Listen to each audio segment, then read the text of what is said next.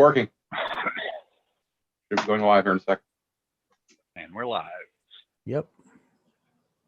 Warning. The following program will contain adult language and adult content. All Karens, Chads, and other idiots should run, not walk, to their nearest safe space, get a death grip hug on their teddy bears, and begin sucking their thumbs immediately.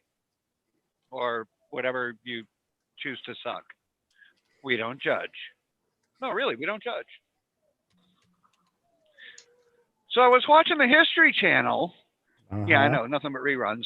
But, you know, I actually learned a little bit. I learned something about California. California is the most diverse state in the country. And there's a reason why. About 170 years ago, there weren't many people there, but some dude found a lump of gold. And then people from everywhere on Earth all went to California to strike it rich. And they were followed by women who follow men who follow money. And that's how the West was won. Mm-hmm. Chris was a gold diggers, and then came the gold diggers. You got it. Are you watching that, Rush? So, welcome to PPG Adventure show number 69. 39. 30. Oh, 39. Oh, sorry. Wishful thinking. I lost you guys. You were saying, Tristan? Hey, come on. I swear you must rehearse these greetings for hours before the show. Yes, I do. Because I want guess to get it right the first time. Yeah, I guess if you're in the truck all by yourself for an afternoon, you got nothing else to do. So, Absolutely. Mm-hmm. I like to think I do it almost good. Well, you could be doing worse. You know, he could be playing road games with people. Speaking of road games, I saw one not too long ago. It was still daylight. Apparently, some trucker changed lanes and knocked a pickup truck off off the shoulder and into a tree. Ouch. That'll leave a mark, as they say. I want to say ouch, Oh, but one experience- ambulance, 17 cop cars. Oh, geez. Something tells me that dude's in a little bit of trouble. Now I wonder, was the trucker that's in trouble or the driver that went off in the ditch because he was doing something stupid in front of the truck? yeah, That's true. Probably you never the know. More likely the trucker. Wait, didn't you You know it's know- always the trucker's fault? Only when it's swift. I know you've got probably millions more miles than I do on the road, but I've got my time behind the wheel of a big rig, and I've seen just how ignorant, right? Especially when you're behind the wheel of an 18-wheeler loaded with more weight than they can imagine. Mm-hmm. They're in their little compact car that's got enough horsepower to get them from point A to point B. And enough brakes to stop them really quick. Right. And they expect you to be able to stop that quick. Oh, yeah. I don't even But touch you. Nope. They think, hey, he's got 18 brakes. Nope, he's got 10. I don't run 18 wheels. Last time I counted, I think it was 4. I got a You count those as wheels under that little car of yours? 10 wheels on the tractor. 2, 4, 16 on the back. So 26 wheels. What the hell are you driving? A tank hauler? It's a quad axle low boy. Wow. I mean, we got a tri-axle and a quad axle. We got a 40-foot straight with dualies. We got 25-foot trailer for moving an excavator and shit like that, but we don't even use that one. The big low boys get used more than anything else, and that's because we're hauling big shit for the president. Staircase trucks so they can get off the airplane and onto the airstrip. Really, you're hauling staircases for Biden? We haul them for top 5. So Biden, Vice, and whomever else is up there. Mhm. That's You poor bastard. Here at Sky Air Force Base, that's our biggest mission, is hauling shit for the president. Have you come up with special staircases for Biden yet?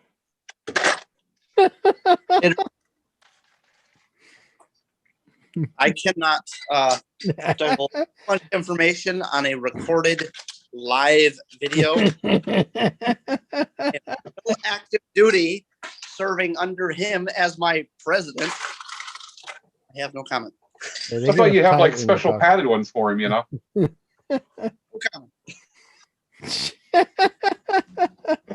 So what's your preference, the Cheeto in Chief or Gropey Joe? No comment. Okay. Well, I will say I miss Mad Dog Mattis. yeah, I like him. I will say that I do miss Trump. That is all I will say. Doesn't everybody miss Trump? Well, my official political commentary about Trump is that everybody says that that's a comb over or it's a toupee or something. No, it's not a hairpiece. It's not a comb over. Trump had a tribble on his head. Has to be a big one. He lives on my fridge. You know who that is, Nick? Oh my God. He lives on my fridge. There you go. That's an official photo, so don't release this video to the public. Yeah. Yep. Dude, it's live. It's already released. Yeah, too late. Sorry. Yeah, too late. That's okay. Fuck it. The whole 30 viewers have seen it. Mhm. Yeah, I like Mad Dog. He 30? Wow. him and Trump were not afraid to use the big bombs, Oh no. Yeah, the non-nuclear big bombs. non-nuclear ones. The Yeah. Moab. Oh yeah. Those That are was the best impressive. thing they ever come up with, man. That's impressive. That's my favorite toy that the military has to play with. Yeah. The Moab. Yeah, there you go. Well, guys, Massive ordnance airburst. I'm requesting information on the DT. One of the guys mentioned DT propellers earlier. So I decided to request information. My name, my phone number, my email, Moster 185 plus, 25 horsepower, RPM of the engines only haven't put down yet, 2.87 to 1, because that's what I have, 130 centimeters, anti-clockwise, as they like to say over there, for a Vizirazi Moster. Sounds good, doesn't it? Yeah. Let's see, what's the RPM it says here? I forget. What, 8,000, isn't it? On your motor? So, 7,800 is what they're saying is where it makes best horsepower. Cool. That's where I had mine. Mine's not running. Yeah.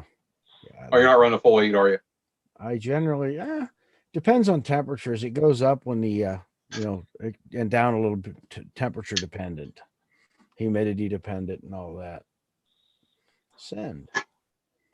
We'll just see what I get back. It says make an order, but they don't tell you anything about the private props, what they fit, or anything, except for they have one wood prop that they say fits the Moster 185 plus. Well, that's all you need for one. Well, I know. But I was interested in the carbons. Oh, okay.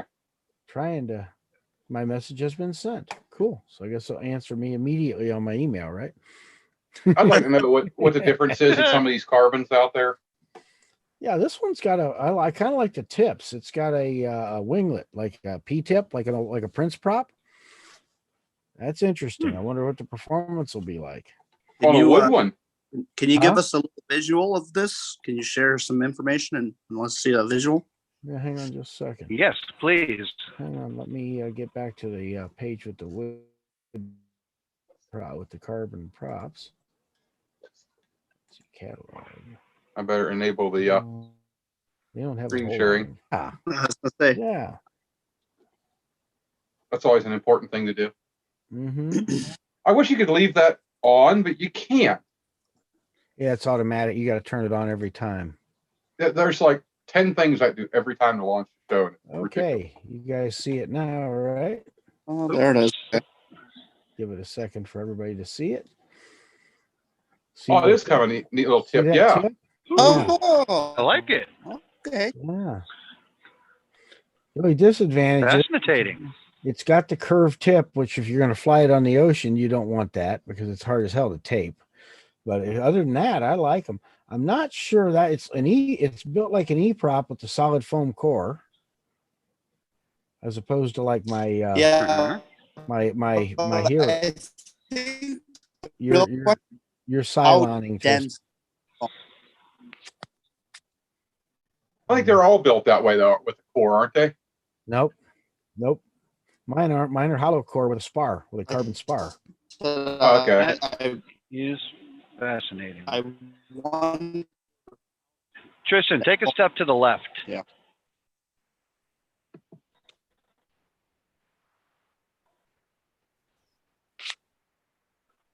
That's I even have a interesting. profile for the cooling shroud too. Yeah, it does. That's why I said it's. There's a nice big picture of the. That looks good. Very nice. I mean, that winglet looks like it's doing the same thing like the wingtip on a Boeing does. Keeps the air from coming off the end of the prop. Yeah, Prince, company that makes a really nice prop for And the that's- ultralight industry, and they make small ones and bigger ones too. It could be bought for these, but they're very expensive. Has a similar tip. It's And that's under 300? yeah. That's downright cheap. Damn. I was looking at 3 blades. Well, Pretty that's 220. It's 250 something. It's a little higher than I'm paying for my my props, but that's for my Mhm. carbons. But it's not bad. It'd still be worth trying it. You're flying the Sky Hero China, yes? Sky Hero, yeah. It's made in China. Yeah. Well, I think they're all made in China these days. No, well, not all of them. You'd be surprised.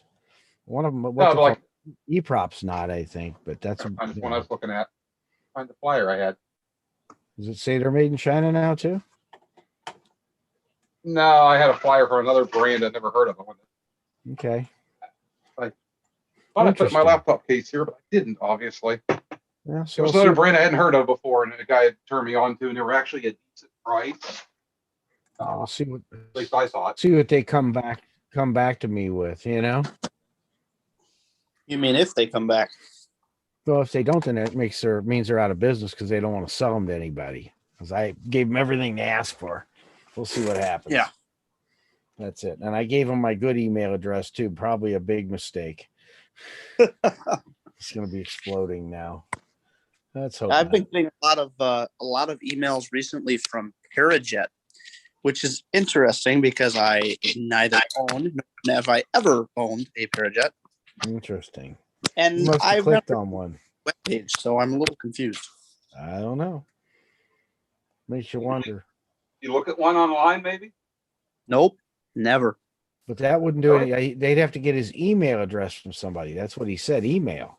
Oh, Yeah, okay. it's funny because I've gotten a lot of spam emails in the past, but I've never gotten an email as spam from something that actually interests me. AI's getting smarter. Yeah. They're getting smarter. Yeah, they are. Yeah, Oh, I've gotten emails from things that interest me. I usually bought it yesterday and don't want another one. Yeah, that's so true. It After you is. buy something, all of a sudden they send it to you. Yeah, Well, I was looking at that a week ago. Like, I Yeah. already ordered it. Well, they're a little slow on passing the data on. Yeah, You sometimes. guys hear me? Oh, I there you I are. hear you. Oh, cool. I logged in through my radio in my truck, so I don't have a video, but Okay, I'm driving right now. probably safer. I was hoping my dash cam would come on as my camera, but it didn't work that way. Oh well, Oops. That'd be kind of cool. that would be. Yep. So it's probably all If frozen up there. Mm-hmm. I'm sure there's a setting for it somewhere. I have an Android tablet for a radio in my truck. Cool, Whisper cool. tips. That's what J.R. Paramotor says. Well, my He's old on- radio busted on my truck, and it was $200 more to upgrade to this thing. Okay. Nice. Well, I finally got my cooling shroud back on my paramotor. Yay. Now hope Oh, you actually removed it? it wasn't on when we were in Florida. When I rebuilt the engine, I discovered that the openings where the bolts, where the rubber mounts go, had evidently elongated, gotten a little laid out. So I didn't just want to bolt it back on. What I Good did, sorry, Tristan, go ahead. Good choice. I went to the hardware store instead of using the rubber they gave you, which is flat and just kind of pushes and squishes. I picked up a new set of heavier washers, and I picked up coned plumbing washers, faucet washers, and flat faucet washers. I then coned the washer just a little bit on my press, put the cone part on the inside with the washer against it, cone pointed towards on the dome on the washer towards the cooling shroud. So then when I put the flat on the other side and it pushed in, the dome pushes into the oblong shape. And I don't have to try and lay up carbon fiber to fix it. And you torque it down good and it ends up really nice and solid. Nice. Then lock Yeah, that'd be kind of hard to carbon, wouldn't it? Such a tight hole. Yeah, you could do it. You just have to lay it up over and fill in with mat and then re-drill it. But it's easier to do this. Yeah, you just completely fill it in and re-drill your holes. Hang on real. Yeah, I'd be afraid to try to, carbon up a real small area. I'll be right back. Has anybody We'll be right here. has anybody gotten any interest in flying in the last week or two? I had an interesting flight not this past Friday, but the Friday before. Okay. Flew out over Wintersville here. Just got to get down in the low by some cell towers and play around a little bit. Found Nice. I couldn't figure out how to get on the other side of town for the longest time, and I took off. The wind was right for me to go the one direction down the runway, and realized that if I followed the vector out of the runway, there was a nice line of trees in a valley that I could fly right through to get from one side of town to the other without having to climb up and fly over everything. So it found me an easy way to get around to where I want to go now. Okay. Before I had to spiral up to the side of the airport and then cross over at a higher altitude. Now it's so much easier. Okay. What about anybody else? No, No? Not me. I'm still not flying. Casey? I wish I could have got on with Robert's program because he asked what I'm doing to stay safe as a parameter pilot. It's keeping my feet on the ground until I can get competent training. That's a very valid answer. Mm-hmm. I don't think it gets much safer. I was reading the reviews on those DT propellers. They're from 2019 on paramotorclub.org. It looks like one took 3 weeks to get. They said that they're not laminated like other wooden props, but the carbon had a nice picture, like it was clear coated and stuff of the wooden prop. You know, if you're reviewing, if you are reading a review from 2019, that's 2 years old.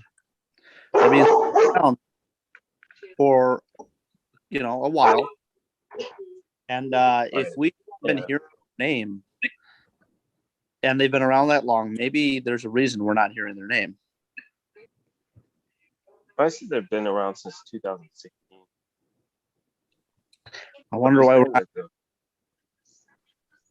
I don't know. It could be they don't import in the U.S. a lot, maybe. That could be. Maybe they don't import. Maybe they just got hushed by big business. I don't know. I would think that's my thing. Be more like E-prop and Helix and them are,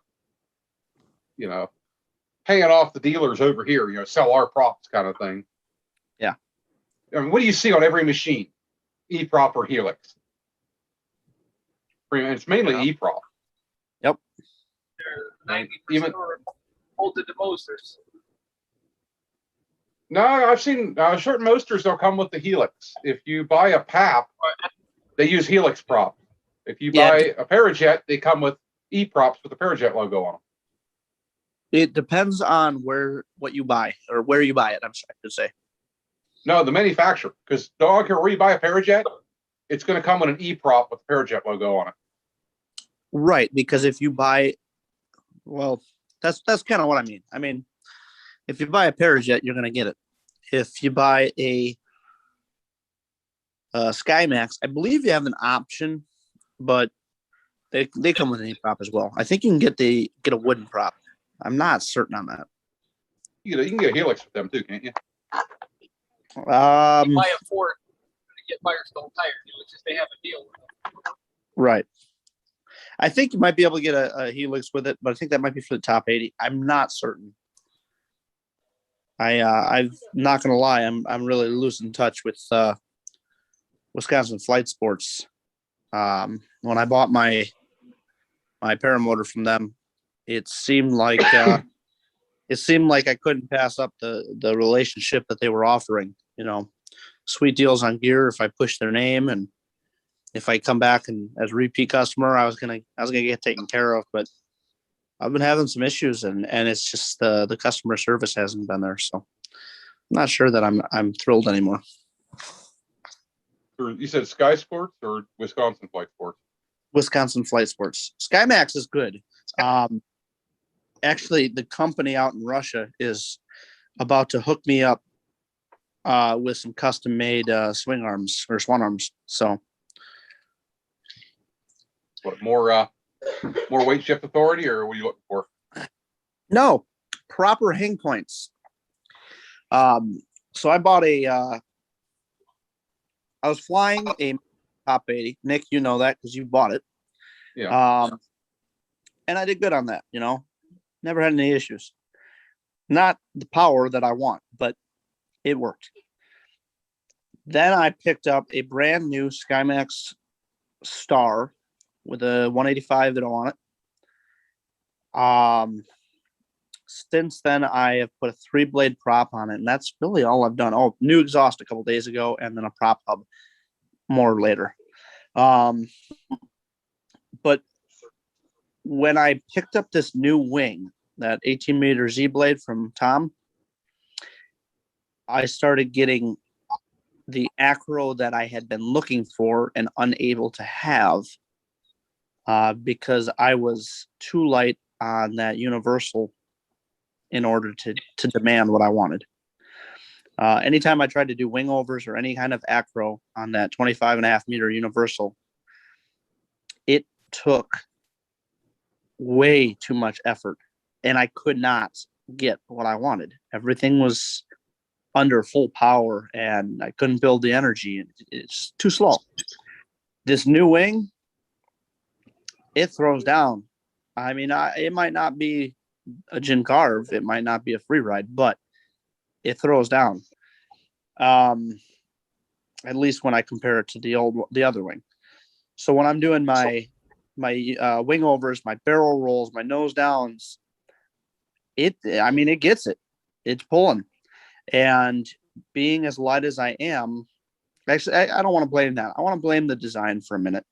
The swan arms on my paramotor, they hang and they do not exactly hang level when it comes to the hang point. And I will show you what I mean. Bear with me there. I didn't think there'd be an issue with the hang point of such a new machine. So there's my SkyMax, right? And you can see that the hang point is on this horizontal section of my swan arm. Except when I'm flying, my swan arm sits like this. It's tilted up just a little bit. So naturally, the hook there, the hang point wants to slide forward. Now you notice that right now it is on a pretty level surface of that arm. In order for me to get that 16-degree hang point, I need to move this back here. And I don't have enough flat surface to move it back that far. I need another inch. I need it all the way back here. And so in order to get my 16 degrees, it's like back here where that fabric is. And when I tip this up, that fabric is on a vertical section. So when I hang from my wing literally pulls that ring from here up here. And the further it pulls it, the further I lean back. The further I lean back, the more it pulls it. And it's just a downward spiral from there. I was flying for a while with that new wing. I think I got 3 flights in it. And by the 3rd flight, something was seriously wrong. And I was like, it doesn't seem right. I couldn't get my my touch and goes. I couldn't get my foot drags, my landings. Everything seemed off. And when I finally flew with somebody else, I realized what it was. I was flying with Keith, and I looked over, and he's sitting there, vertical. And I'm like, well, wait a minute. I feel like I'm in a recliner. Something's not right. So we hung my motor up again for another hang point check. I like this one. And rather than being at 16 degrees, which is what I'm looking for, I was at 53. Oh, Yeah. That didn't happen. That didn't happen all. I mean, it's not like I was being stupid and just didn't care. It was, I'm going to guess I was at about 21 degrees. After one flight, it was probably about 28 degrees. After that next flight, it was probably 35. And when it was that steep, it didn't take much for it to jump all the way up to 53 because it slid that much. well, every time you pull a wing over or any high G's, it's just forcing that thing to move. And like the further it moved, the easier it was for it to move because of the way that I was positioned. It's pulling. Yeah, because at that point the arms are in upright position. It's just sliding forward. My horizontal section of the arm where the hang point is was hanging like this, and my gravity and G's are pulling it straight up. Now, and to be honest, if Tristan was my weight or your weight, Nick, even it'd probably be fine because he'd be in the middle of that flat spot. And that's the issue, that being 155. Actually, I'm 160 right now. We did a hang point. I mean, I'm pretty light for flying a 185. I'm pretty light. When we did my hang point at Wisconsin Flight Sports, the day I bought it, we did it with an empty tank. And I hear a lot of people say, oh, you always do it with an empty tank. No, you gotta do it with a flight tank. Because I don't fly with an empty tank. I would rather do it with half of a tank because then I get a little extra, a little less, depending on fuel level. But on average, I will hit my 16-degree mark. And so when I did my hang check, I mean, we had 3/4 of a tank, but at that point, and the only reason I noticed it was because I jumped up to that wing. Had I continued flying universal, I probably wouldn't have noticed it for the remainder of the season. No, you're right. So I got in touch with them, and they were very helpful. There's been some communication issues. I'm not going to lie, but we got a solution figured out. And I said, I want another inch on the top horizontal section of that swing arm. You can take that inch away from the bottom section. So I'm going to lose room for my arms to gain the proper room for my hang points. $100 a piece for them to custom make the titanium swan arms on their pipe vendor out in Russia. And then I said, send me 2 sets of those clamps instead of 1, because 1 wasn't enough and I'm not going to risk it. I'm going to just strap 2 of them on right away. That makes sense to double back it so it can't slide as easy. Yep. Right. You get twice the friction, twice the bite. I'm going to set it all up like that. They're charging me $100 a piece for the swan arms. And then it's like $40-something for the clamps. Out the door, I think I was like $260 today. I just paid because they're just throwing it in on an order that they've got coming from Russia. That way I'm not paying $70-some just in shipping for my own package. They're already paying the import fees and they're already paying to add 2 pounds of material is nothing. Right. So the only downside we're talking a 6 to 8 week turnaround time for them to get them to Wisconsin, and then probably another 4 days to get them to me. Yep. That's half my flying. Yep. That's the problem when you yeah. All of our stuff coming from overseas like that. Yeah. Yep. You know, it's That's funny because that's one of the things we were looking at on that the engine was fairly forward and it should have been not as heavy on the back, so you wouldn't have to be so far. Right. Yeah. Absolutely. Now it's got Mm-hmm. I really was supportive of those swan arm designs because you have infinite. Yeah. You can get exactly 16 degrees for the average guy and the average motor, compared to the Parajet Maverick or the Evo Alpha American or whatever it is you're flying. Mm-hmm. They have the CNC machined arms where you have hang points. Mine are right on the money too. What's that? Mine's right on the money too. Well, that's just it. With your Yeah. weight.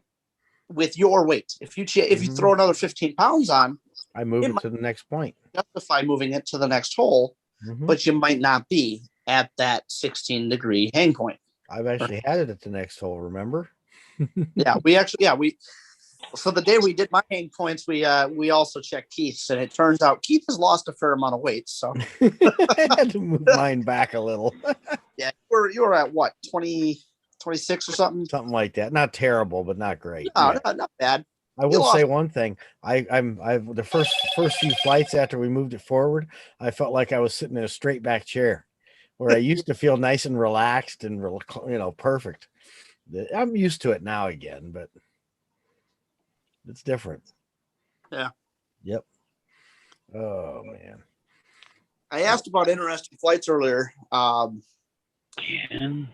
out I have an airfield. Well, not really airfield, but it is 30 minutes from the house in Millstadt, which is a real small town, southwestern Illinois. Population maybe 1,000. I don't know. Small. Private airfield. Local fly friend Rob had told me about it, and I finally met up with him out there. Hmm. And it was one of those days, man. It was a long day at work, and we were finally getting to have some good weather, low wind, the sun was shining. Showed up, and there's paramotors running. They're pulling planes out of the hangar. I mean, you couldn't help but be in a good mood. Mm-hmm. 3 of us flying in a group. We all 3 nailed our first takeoffs. Boom, boom, boom. And then we were boogieing out of there. And Rob had mentioned possibly flying to a golf course and a quarry. Closed golf 10 course. minutes in, we hit an abandoned golf course. It's been closed down for years. The buildings have been torn down, but you can still see what the fairways are. And it's just neat. It's like flying through a ghost town. After that, it was just kind of just enjoying the moment, cruising across the skies, and not thinking much about it. And then all of a sudden, let me give you a little demo here. See if you can see it. Can't just do share content because I'm using my phone. But you'll see there's a big crater in front of me. And all of a sudden I realized what it was. It's a quarry. Oh yeah. And as I came over it, I couldn't help but get excited. It's a cool one too. I ended up going nose down and doing some wing overs on my way down into the water. Not into the water. Down towards the water. I'll take that. And it was an amazing flight. Every time I took another turn around another pile of gravel or wall of rock, it just opened up more and more. And it was awesome. I had one challenge while I was flying down there. And I guess I kind of underestimated how cold the air was and didn't think about the change of wind directions down there. And I finally found a place that I thought was appropriate to foot drag. It was the entranceway or entrance road I was in the bottom of the quarry heading out. So I was heading uphill, foot dragging as I climbed. But it was pretty low grade. So I didn't think twice until I saw power lines and trees and building. And I said, okay, well, I got to get out of here before I get too close. Full throttle. Full throttle, full throttle, full throttle. Not climbing. Just Raggy. brake pressure, and I caught a little change in wind direction, and I climbed up and out of there. But I was getting ready for a landing because I was getting closer and closer to that shit that I didn't want to be by. But after that, it was just an amazing flight. Absolutely gorgeous. It's probably the best one I've had to date. And it just so happens to be right out my back door. So next time you're out this way, we'll have to fly that. Yep. It's a Definitely cool come flight. out and try it. Yeah, I mean, I haven't done it in a paramotor, but I've done it in an ultralight, that same flight. So we got to do it in a paramotor now. Well, I we've mean, done Keith- Keith and I did the big quarry down in Arizona. Yeah, like I said, there's other quarries. It's just Oh, yeah. for me, my first experience in a real quarry. Yep. So If you'd have seen the one we flew in Arizona, you'd had a heart attack. Oh, that was amazing. I'm too young for heart attacks. I see it and I get excited. I have something else happen. Put it this way, you'd have spent 15 minutes trying to get to the bottom of it. It don't take 15 minutes if we fly inverted. I don't know. That thing was deep, man. Yeah. You talking about the one by Moe's by the airport? The Mm-hmm. other side of the airport? Yeah, that's a big one. That's the one I did the Facebook Live over Tristan. It took me Okay. like, I forget how long it was to fly across it, but it wasn't super quick. That thing's what, 3 or 4 miles wide, if not more. It's big. Oh, yeah. Wow. But when you look at it from the air, you see lines in it. When you get down below the lip, you realize those lines are wide as a highway. And they're actually a road that spirals all the way down.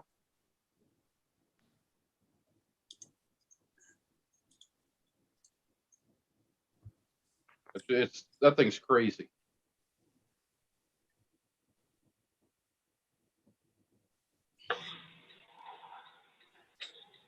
Yeah, I'm reading about those winglets and those DT propellers. They're Yep. Their they're efficiency. made Add to efficiency. eliminate vortices off the Yep. wing.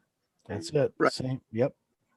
Says it increases it up to 7%.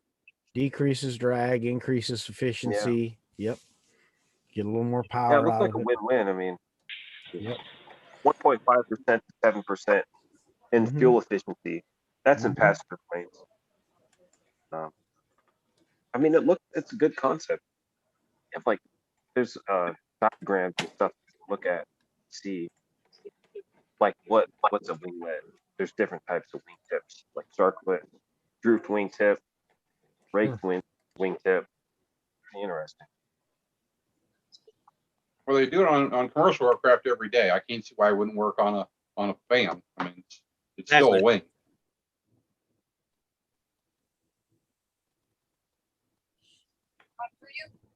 I think it's just the technology to do that. The more complex bends you put in a prop, it's just more to manufacture.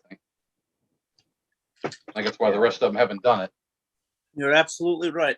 Yep. And the more you put into manufacturing, the more you put into price. Yeah, And the higher surprising- price, Yep. the less pro. Yep. Yeah. But if they make it strong enough where it lasts as good as the other props, and it's not that much more expensive, it might be worth it. Yeah, as long as it's solid, that's fine. Yep. Well, you know about props being solid, Keith. You got a nice bucket of shame in your garage there. Oh, you haven't exactly not broken a prop or two, Nick. We've all broke them. Hey, If I you didn't haven't- break them. My paramotor ate them. Yeah, you never broke a prop. I chipped I know one there's a- tip. I know there's a paramotor sitting right now that you had to replace because of the landing. Don't tell me you never broke a prop. You don't know where it's sitting, do you? Yeah, not anymore. I don't. It used to be inside your camper, but it's not anymore. No, actually, it's still in the trailer. Oh, is it? I got That thing hasn't been unstrapped from the wall in years. Hey, I gotta Based say on we where I'm at. uh, One broken prop in a year, in my first year, Yep. and it was not due to flying. Nope. You're right. You got it. He's one of the few. I got a horseshoe up my ass, I think. Something, I'm telling you. Ow. Here I you had go, I had one guys. prop due to flying, and that's the one that when I had the bad crash. Everything We'll see- else has been done to engine failures and stuff No, going I through hear it. you. What? That's usually what happens when props. It's usually screwed up shit causes Yeah. it. based But you on know what? That's Look, the whole reason we do a thorough pre-flight check. Yep. And things still happen. So, Helix. I got an old Helix that I can go look at. I might go do that. mhm. Here you go. You guys want to see an interesting thing? We were in Florida condo. I was condo soaring. It was a big U-shaped condo, a big U-shaped condo. Those were fun. And the wind was coming straight into it. Well, the wind changed on my last pass. I just thought this would be interesting from a chase cam perspective. I discovered I hadn't downloaded it until the other day off some stuff. This is the last pass. I come around here and I'm just idling. You can hear the engine just idling. The props just turning with the wind. I come around over here, go to make my turn. Watch. Look at that wingtip when it did that. Did you see that? Now, if you were on my helmet cam, you'd have gone, oh, Wow. up. Leave. Here. Do it Holy again. smoking Toledos. Yeah, it's That's cool. when you run the wood prop too. That was I had a problem with the carbon. I had the tape come loose and start to damage it. Look at that. Look at that thing. Wow. That chase cam really tells you when it wasn't just me, it was real, Yep. Of course, Unfortunately, then you go, signal was not that strong, so it's real choppy. then I'll you go have to- over here and you surf and you soar the other condos. That was the most fun This there. is Though. near the turnaround. That was a lot of fun, condo soaring. Everybody there got a kick out of it when you fly down a little lower. I had people waving and taking pictures, and a couple of people offered to throw footballs to me, and it's like, no. But watch this thing. I just do one pass just so they can get it. You can see I'm having to point out quite a bit. The wind it's really blowing in. What's interesting is it's blowing in. It's a good breeze. And you kind of jump between, you get gaps like this one right here. I was surfing one a little further down that had I think it might have been when you're getting ready to pass radio. One had like a pool deck up top. People were sitting out on the roof. Yeah, I know the one you're talking about. Yeah, yep. That was kind of a V shape, wasn't it? Yeah, there was a couple girls up there waving at me. I was like, this is kind of cool. Yep. That's what, and I surfed that one for a while till I made the mistake of I let the engine idle too long. And look what I'm doing. I'm still staying at altitude. Just idling along. Every once in a while, you'll see the prop speed up a hair because I'm just checking to make sure it's still taking throttle good, That's what I forgot to do. I forgot to keep revving the motor. Yeah. And all of a sudden, I come off the front of one, it dropped, and I'm like, I squeezed the throttle, nothing happened. Uh-oh. Yeah. Reach back, That's did a little quick prop. You recognize my U-shaped building there. As I'd come down here and I'd stay, as long as I was above it, I knew everything was good. And I'd turn around. I kind of like, what do you guys think of this, guys that are watching and the guys on the show, the angle I'm using the chase cam at? I kind of like it. Yeah. The whole row of buildings here. I surfed that whole row of buildings and then the tall buildings, including jumping the gaps till the last tall one and then turn around. And as you get to the end here, you'll watch me actually climb a little when I get to the first tall building. It's pretty wild. I like the angle of the film, although Mhm. if you angled it up a couple more degrees to where you were in the bottom of the frame, I Mhm. wonder if you'd be able to see a wing. Don't know. I think I'd have to extend. I need to extend the line no matter what to see the wing. Yeah. Or use a wider angle lens. That's the I only could problem do with that. I could go to a wide angle. I've wide angle lens that GoPro makes. Oh wait, that You won't thought work about on the getting a session. I don't think they have one for the polar lens. session. Yes, they do. Do They they? do I'll have have one. to check it out. Okay. Where's your I don't- session I mean- set though? Because there's 3 different settings on the lens that's in it. I gotta look and see. I don't remember. Oh yeah, there's wide, narrow, or whatever they call it. Wide, narrow, and enhanced. Yeah. Yeah, I need to go through and look and see where it's set. Yeah, I don't think you have a thing set wide. It's wherever Sean had it when I got it. I mean, Well, I've don't got think of that because you bump buttons on that thing, turn on and off, it'll change it. Yeah, see, we come around the other way, and we're up higher than the buildings here now again.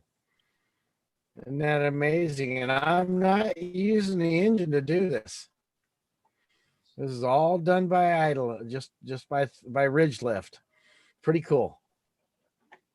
Pretty cool. Anyway, Ruby. just thought that'd be fun. You know? man, I'm jealous.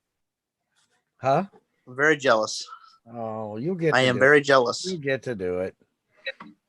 Maybe not that beach, but in another one. Yeah. Oh, maybe that beach just with a smaller group, or we get permission. We get an official permit. Oops, I didn't say that out loud, did I?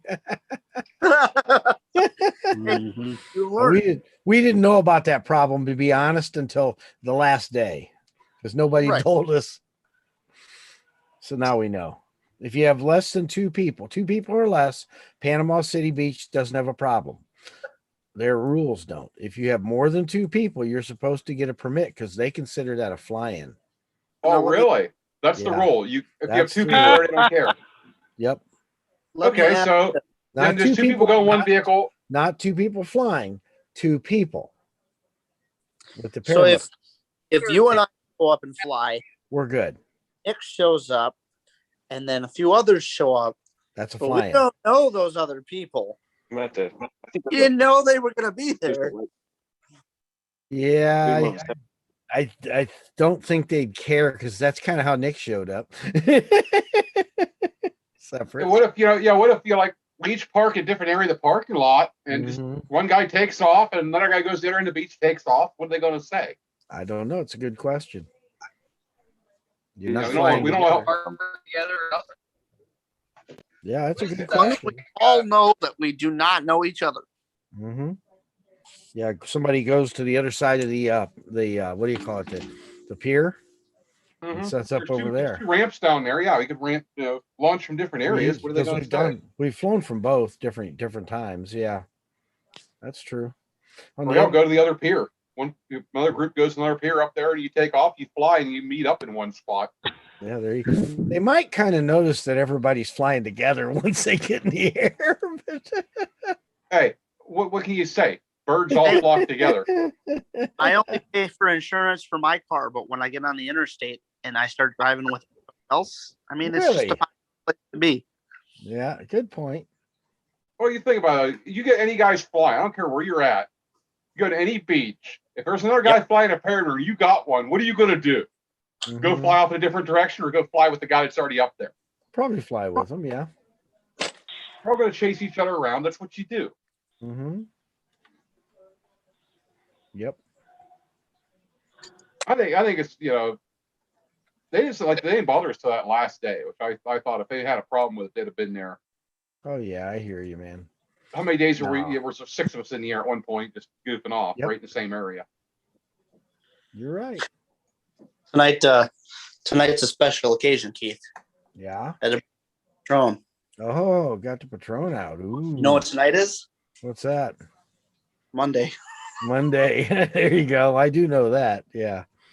The day that ends in Y. Mhm.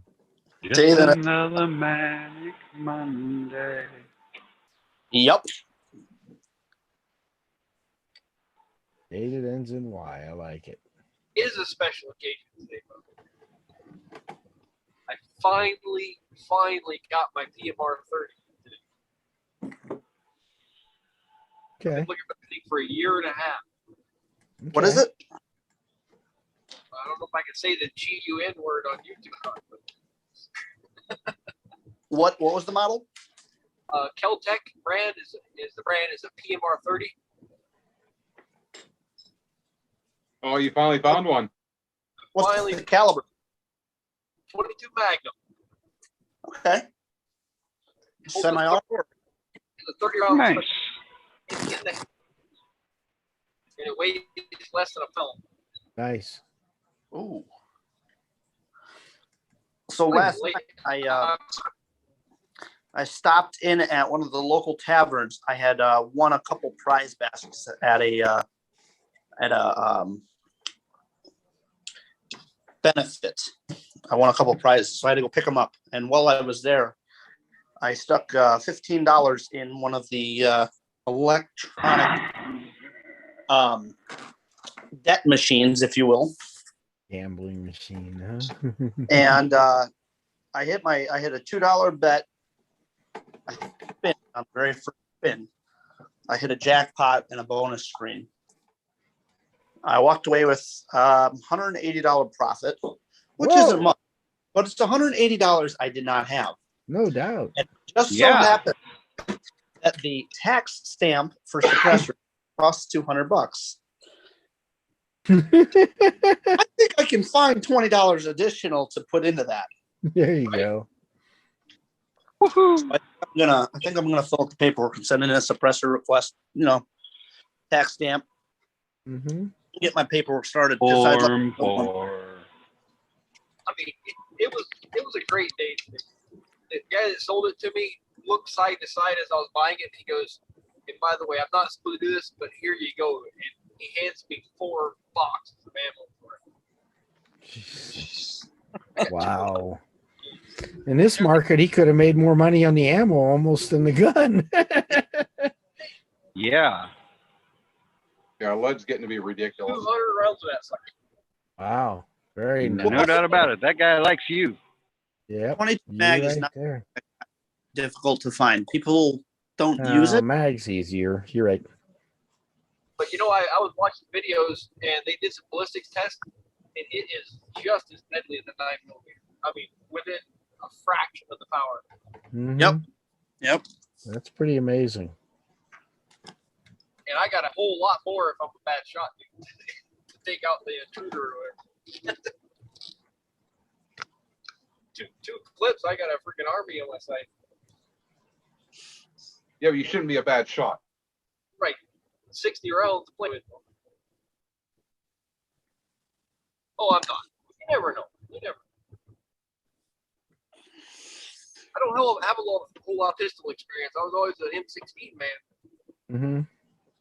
Sure most of it carries over. Well, I don't know how friendly YouTube is to that 3-letter word, so I'm not going to discuss my experience any more than I have. Yep. There you go. I Yeah, don't want mine- to knocking on my door. Well, right after I bought the dang thing, I lost it when I went boating. So, Oh, I hate how that happens. I had the Yeah. same luck. Yeah. Yeah, quit sinking your damn boats, man. You're as bad as with the boats as you are with your props. right? Broken problem. Oh man. I'm pretty sure Yeah, it hit the boat on the way down. Yep. Yeah, you know your props hanging up here in the office, John. Nice. I thought you were gonna get that fixed. Yeah, I haven't got up with the guy yet. I already got the logos made for it though. Oh my god. As soon as he gets it fixed, it gets wrapped. Not gonna be Okay. nice. Like John of the Jungle is gonna say something like Prop Buster or something stupid. You know what it's gonna say. Mhm. Of course, I got the name John of the Jungle by crashing into trees, so it's not much better, I guess. There you go. Oh well, hey, could be worse. Watch out for that tree. Yep. Casey, have you been working on your kiting at all? Yeah, I went out Nope. last week. It was really windy. I Mhm. could get. It wasn't bad.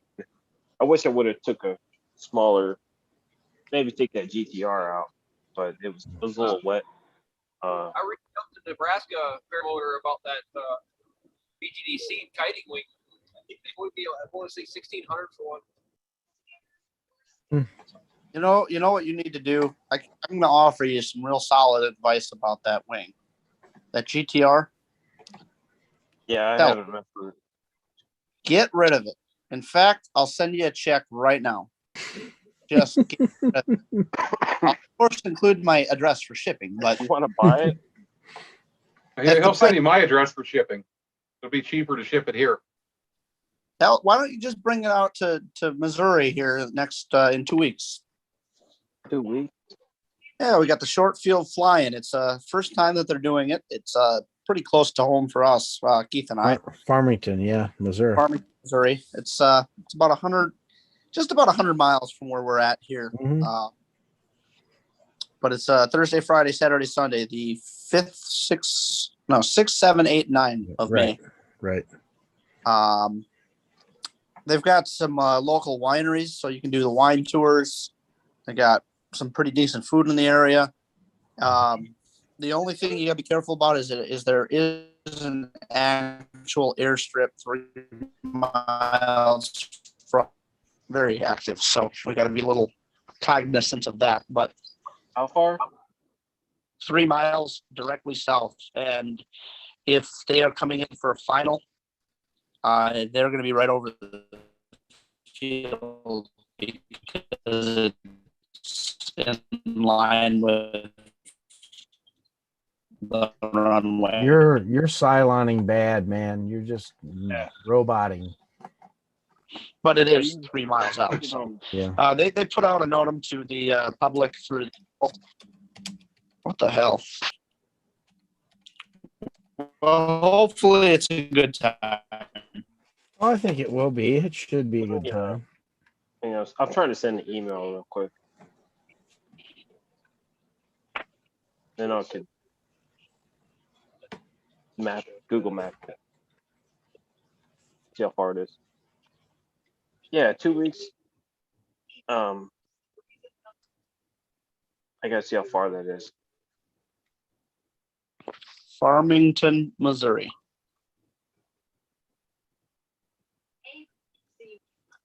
Keeping it pretty small. Yep. It's right now considered. I think he's considering it a private event to members in the area. However, he was about to post it publicly. It's on Facebook as an open fly-in. Yes, I think it's on Facebook in the St. Louis PPG page though. It gets so far it's been pretty local. I recognize a lot of the names. Well, you will. It's the first year. You're not going to draw a lot of people from long distances, in your first year of an event generally. Unless you've got big names there, Right. He is doing a provided meal, and I believe he's also having a live band. Hopefully it goes well and we can do it again next year with more people. Sounds I'll good. definitely help promote it. You go there and Yep. We're looking forward to a it. special live from there one night, maybe. That would be all right. Yeah. Cool. I try to at least do one show or one live from every event we go to. Yep. A week after that one is Bad Apples flying Oh yeah. in Americus, Georgia. Yep.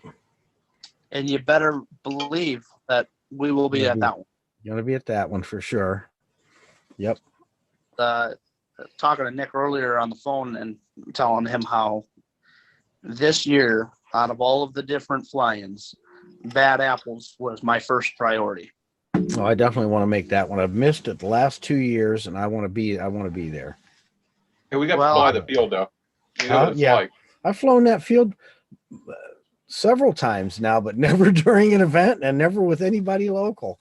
The reason that I want to is because after a year of flying these damn contraptions that we call butt fans it will provide an opportunity to fly with Tom. And it's all his fault that I'm flying these things. There you go. No, it's your fault. You went and bought one. I don't know what you're talking about. So, what's the date on that? The 6th, 7th, 8th, and 9th. Bad Apples is the weekend of the 16th. Where's Bad Apples at? Georgia. Oh, damn.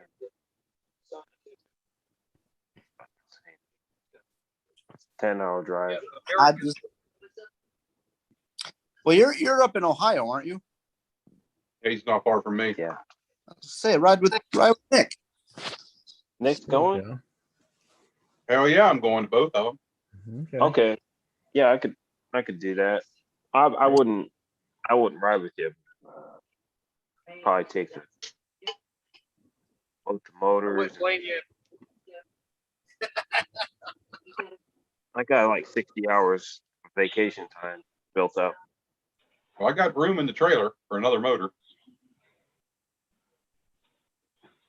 Well, how long are you staying? Because I got Friday off. Might not ever come back. I'll probably head right down to the one with Keith and them, and then right from there to Georgia. Yeah. Oh. I see. Okay. I do like the work in between thing. He's got one of those. Oh, I see. One of those things he does. Where, yeah. I was probably raised a little late tonight getting the show together because I was out jetting out some toilet lines this evening. Hmm. Yummy. Yeah, if I tell them that I'm going somewhere, they'll want me to do a 14-day fucking quarantine. Don't tell them you're going anywhere. Yeah. So I got to be sneaky. Well, you're, Yeah. I need to tell them that my sister's getting married. Come up with something. Yeah, Man, it's telling you, kind of a family thing. Sister-in-law's getting married. That's it. Sister-in-law. You can have a bunch of them. How you get down there with us, I'll actually get you in the air. I'm pretty good at getting guys that are their first flight at flying. I was gonna say, Well, I need to. if you come down and you hang out for a couple days and demonstrate some badass kiting skills, Yeah. Yeah.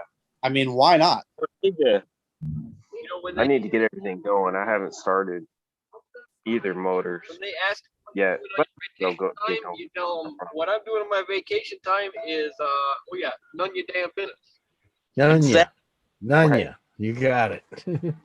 As far as motors go, I mean, if you're not flying it, you're really not trying it. So you might as well put this on something back and tell them, go fly this for me. Make sure it's running good. I went to Virginia, and they were kind of. I didn't tell anybody. It was like a weekend trip. I went down there to see on Lake, and but yeah, they were wondering about at work and stuff because they're laying people off because the pipeline didn't. They got shut down, so they're Oh yeah. really chopping heads now. You in that? So I gotta Were you really be involved careful. in that? Damn. They build equipment for the pipeline, so Yeah. any equipment manufacturers, Makes sense. getting whacked hard right now. Yeah. So I haven't been laid off, luckily, but Oh, good. everybody that is able to retire has pretty much retired. Well, that helps. Guys they got welders, assemblers, and stuff in there, not doing anything, pushing a broom for 8 hours a day. Wow. Terrible. Probably got the cleanest shop in the valley, though. No doubt. I'm up on the roof and stuff, trying to fix roof leaks and stuff. But Yeah, at a site, that's fine. keeping us busy. Keep maintenance in.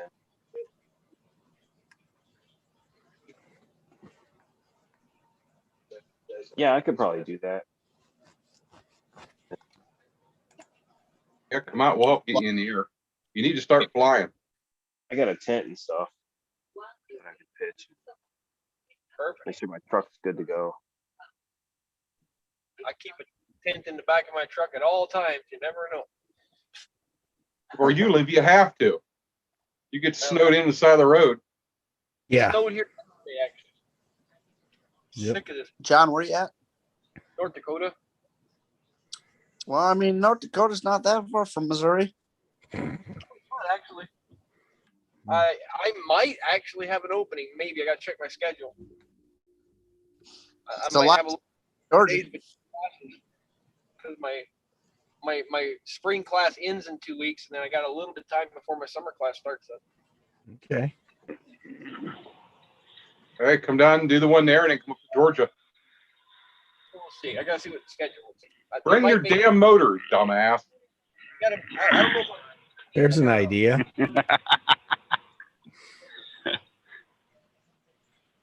Yeah, that might come in handy. I strapped some skis on. I just turned it into a snow bike. It's a lot more effective. That might work out at Georgia, but that won't work out there at Keith's place. Their ground's too rough for that. For what? When are we gonna leave, Nick? Like what day? If it starts on Thursday, probably Wednesday. Okay. I tend to. I'm thinking I might. It kind of depends on Keith because we're so close here. Makes it easy to. That's to good. But if Keith's not gonna, I don't know what you're doing, Keith. If you're not gonna go out there until Friday, I might leave as early as Wednesday night. Yeah. Trying to work something out. Yeah, Which trailer are you taking, Keith? The big one or the little one? Big trailer. he's too close to take the little one. Yeah. And heck, he's got a really shiny truck to pull it now. Yeah, it's all fixed up and pretty now. Yeah, it looks It's real good. really. You can't tell. It looks like it just rolled off the showroom floor on the right side. It's a nice truck again. Yeah, it is. They did a beautiful job. The shop really. We have a place called here, and they literally, you feel like they're doing a custom work when they finish it. I mean, it comes out that good. It's beautiful. Yep. It's been a while since I saw a truck with a paint job that looked that nice. Mm-hmm. And I look at brand new trucks all the time. Yeah, I know. You need to get something other than that BMW. You're damn right I do. I'll tell you what, you Yeah. buy that Beamer out from underneath me right now, and I'll buy a truck tomorrow. All I ask is you give me what I owe on it. You take over. I saw a Dodge Ram 100 for $3,500. It was the 2007, Right, a gasser though. 200,000 miles. Yeah, they use a lot of Speaking gas. of vehicles, you guys hear about that Tesla crash? Oh, what now? Rage and fire.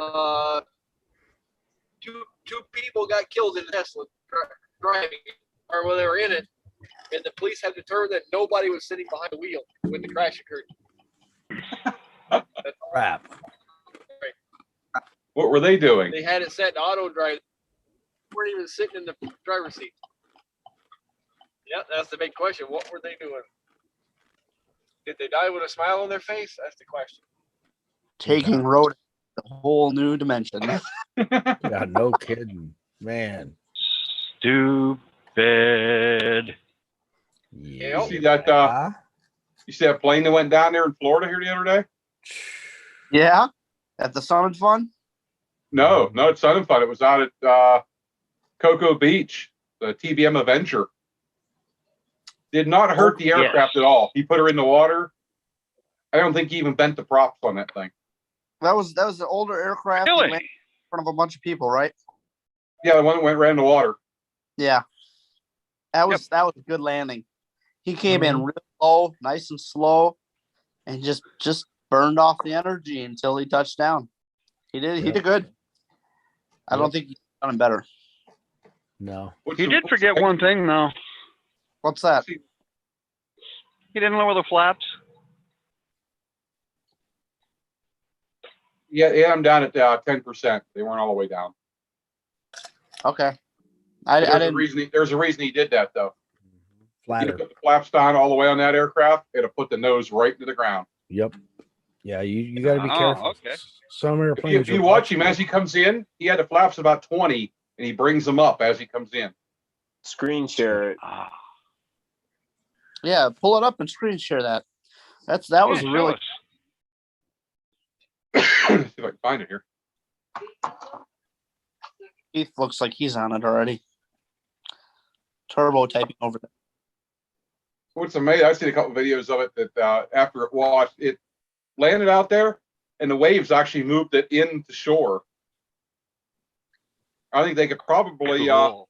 if they pushed it back out in the water a little bit since it was floating, and could crank the gear down, they could probably roll the thing up on the beach and extract it very easily. That would be nice. Hook up a big old F-250 to it and pull it right out. That's about all it would take, really. There you go.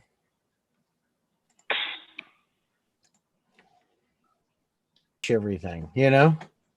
They'll have that thing back in the Yeah. air by the end of the year. I guarantee you. That's Oh, one of yeah. those aircraft that I've got many hours in Cool. PPM. Same shot. Yeah, same shot. I didn't know. If Yeah, you watch there's- it from the early part of the shot, you'll see the flaps down. They're up now. Here. He's just starting to raise them. Ah, okay. Yeah, if you look at way before that, like the person Yeah, showed right way there. back. See it right there? Yep. You see the flaps are down there. They're at that angle. But as he goes Okay. forward, they come up. He starts to raise, he starts to drop. See right there? There he's starting to drop the flaps up. Raising them up a little. So he was very intentional about what he was doing. He knew Oh, what he was. Oh, He yeah, followed the exact protocol at aircraft, which is to raise the flaps for a water landing. Yep. See the way that Well, belly somebody needs shape. to That's shoot why an part of the email way- to Paul Bertorelli about what an idiot he is. What gets me is the fact that Why he is didn't that? feather the prop. May not be Okay. featherable that far on that one. Oh, it looks Yeah. like it's pretty It's- flat. Look at it. Oh, it may not be. That may be a fixed pitch on that one. The Avenger's old. No, they're a adjustable prop. At least all the ones I flew, unless it's a real left. early They were model. probably could be. That's the old style greenhouse. 7 hours tomorrow. What? Okay. the hell? Anyway, They all had the same greenhouse cap. Did they? That was Okay. TBM Avenger always had that. okay. If you look, the back seat has an Mhm. opening because of the Mhm. gun. Machine The gun. rear yeah. seat, the rear seat faces Turret. to the rear. Mhm. It's not really a turret. It's just a machine gun. They only Yeah. had about 15-degree movement. Okay. It's on a mount. And it's weird because it actually had a little roller that arched. Mm-hmm. So as you swept it left to right, it made it come up so you wouldn't shoot the tail. It had a lockout. Nice. That's smart. There's an idea. Engineers doing something right. What the hell? They thought everything in those planes back in the day. That's when men were men. How many?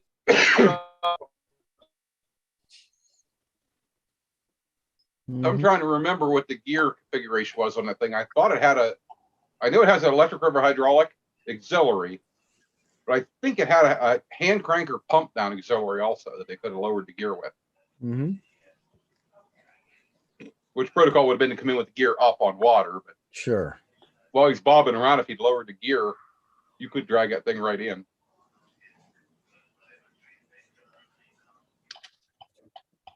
Trick would be to touch down and then drop the gear if you can.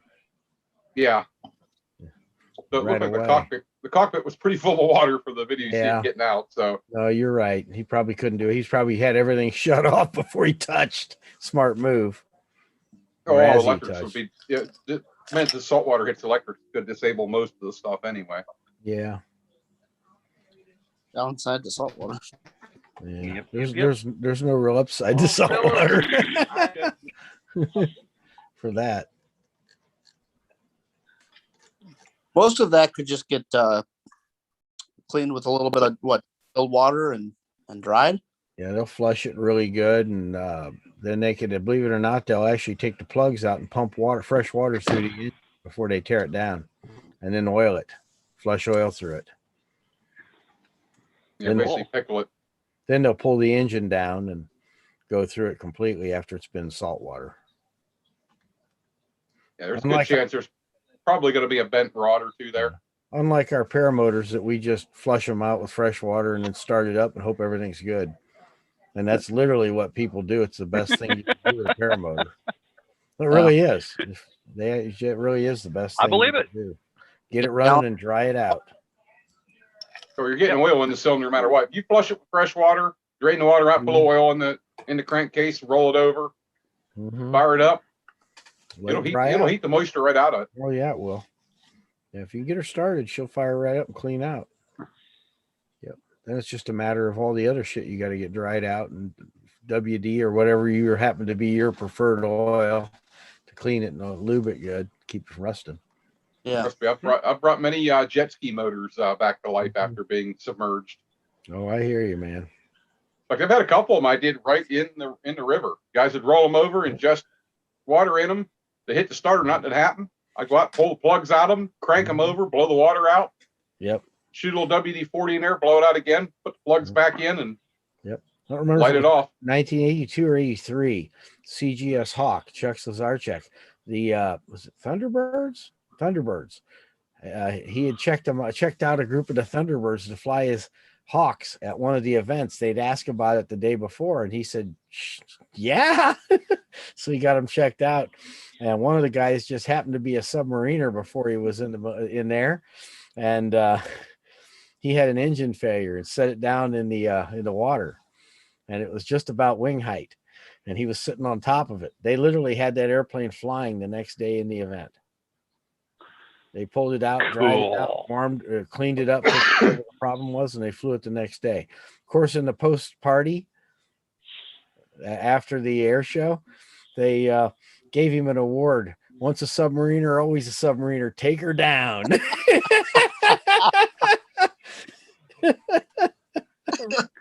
That's awesome, wasn't Works it? for me. Oh, it was hilarious. Absolutely hilarious. What's amazing is those things will even float. They didn't float. It sunk. It was sitting on the bottom. It was Oh, okay. shallow. Was that shallow? The engine quit and he went for the shallows and didn't even flip it. Yeah. He managed to stall it and drop it in. Yep. That's probably the best maneuver for something like that. Man, if that front would have hit first, Oh, yeah. I go over. that'd have been nasty. Mm-hmm. But oh man, now I've been getting ready to do a little prop work myself. I got a couple carbons that I got to clean up, a little bit of minor damage on the leading edge, and that one little split Tristan caught on the trailing edge where I've got Really? one. Yeah, just a little separation in the trailing edge in a short spot. I was talking to one of our guys. Yeah, no damage occurred, thankfully, but No, it was ready. It was delaminating and about to pop. Yep. And Yep. About Just starting to. Yep. Well, I got Take a I got a little prop you can epoxy and repair. squirt up in there. There's on both sides have the same exact thing. It's weird. It's the same spot. So I literally will inject some epoxy up in there, and then after it comes out, compress it and do the same thing on the other tip. If you measure the amount, it won't even change the balance. What did JD say That's about what he said. standing it up or something like that? They just do one side at a time. Make sure it stands up so it points down to the trailing edge, so it makes a little fillet along there as it all fills in. Yep. After you put it in. Yep. And then do the other side. Do the same thing. Looks like Uncle Bob made it to his destination. Yeah, I see video then. Yep. Good. Yep, that I did. I am parked. There you go. So I can send an illegally. e-prop over you, Keith. See if you can repair it. yeah, Well, I've seen, I think I've seen that one. The one the last starter went through. Yeah, I think I saw a picture of that one online. I don't think there's much left to repair, is there? Oh, if you put new tips on it, Yeah. Would you look? I've like, got tip about that long. That's what I thought. got Yeah. one half knee prop that needs repaired, and I just replaced it. I mean, it's here. I can get it repaired if I find somebody to do it, but Heck, you can order one from E-Prop. Tristan, Just send them the serial number. They'll I say did. you have. Oh, okay. yeah, when I did that and I Mhm. ordered it at the same time. Okay. So it's $615 worth of blades. Yeah, but 3 of those were one prop. Right. And the 3-blade is on there now, and I've been flying it. I like it. Been thinking I'd like to see you put your 2-blade back on once, just to see if what your efficiency does. The other day he demonstrated his new wing has the same low end and same top end as my wing, as my hadron, but uses way more fuel when he's on the speed bar. I was going to say, when I started, my fuel tank was full. Actually, that's a bladder. So it was full, very full, all the way to the threads of that damn fuel cap, right? Mm-hmm. And what I tell you, yeah, so I know I've said it before, if I fill my tank and keep running it, it is very difficult to judge my fuel level because the level stays at the top. It just sucks the sides of the bag in. So if you can't so see, when we landed and we were in low light and we looked at it, I was like, it looks like I have fuel at the very bottom of the bag. What I didn't realize is I do have several liters of fuel, but the bag is squeezed in so tight. So in order to check it properly, I'd have to open it and fill the bladder with air to see how much is on the bottom of the bag. You know what? I wonder when you're flying if you could put a different cap on there that's vented. Yeah, I had something, a vent on it. That would work for flying. And then just when you're transporting, put the other cap on that seals it.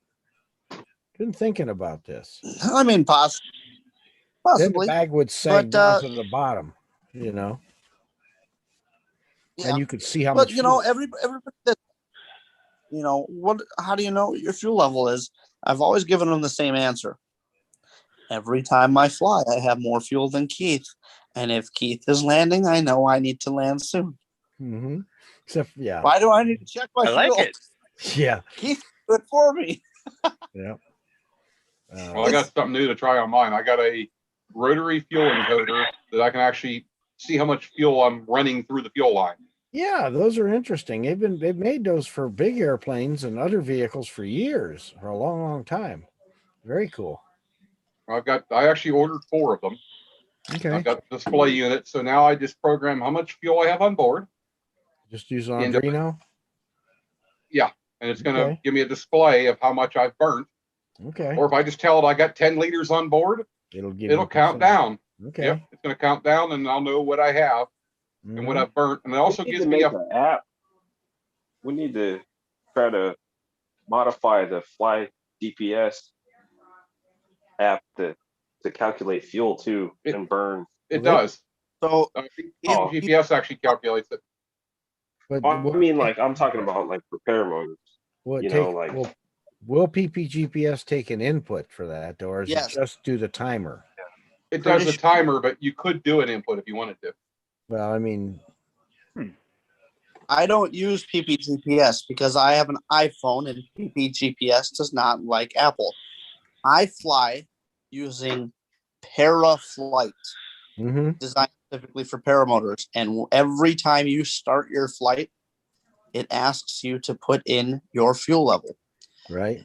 Go into the settings. You can put in there exactly what your fuel burn rate is. Estimate. I think you know what motor you have, but it'll calculate it. The only downside is that it only goes up to, I think, 11 liters of fuel. Oh, wow.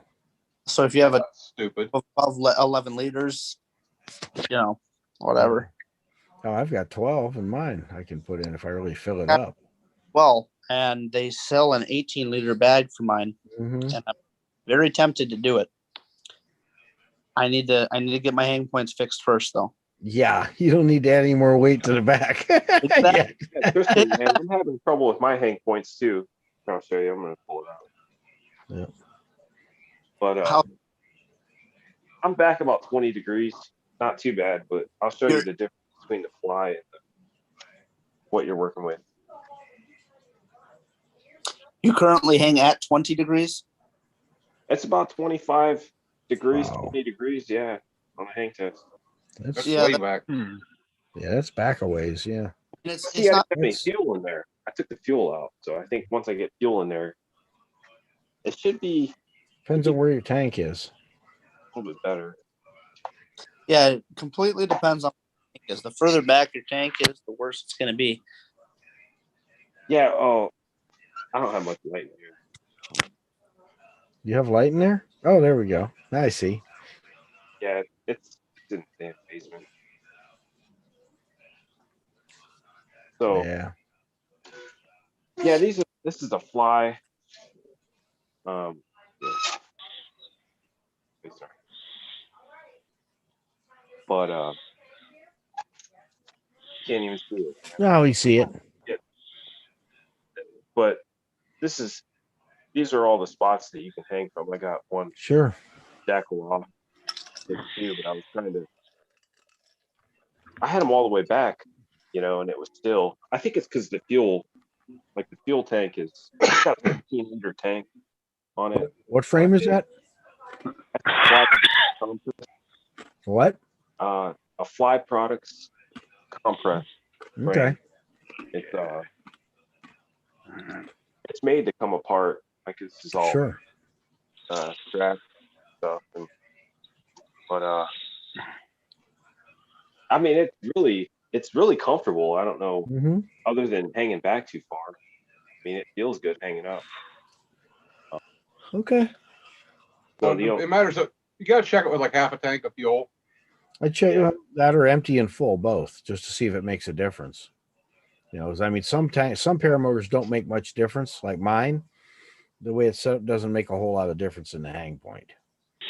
Okay. Yeah, yours is kind of unique in that feature. Unfortunately, not all of them were like that. And Oh no, Does- I agree.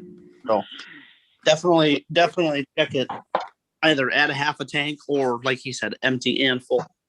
Well, it's nice to know if it actually makes a difference, what it does, how much difference it makes. True. And it's not hard to do it. I mean, all you gotta do is up empty, And then fill add it half, up, and then fill it up again. Yeah. half a tank. The but yeah, like those Swan things, you can't. Yeah, the sky is totally different than everything that I'm used to. Like, because I got a Blackhawk here too. It's I don't even have the bar hooked up. It's a high hang point setup. It's old school. But Yeah, don't fly the high hang point stuff.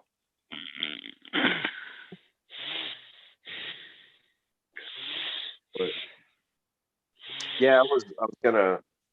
I didn't want to make any changes to it at all because it's mostly for the quad.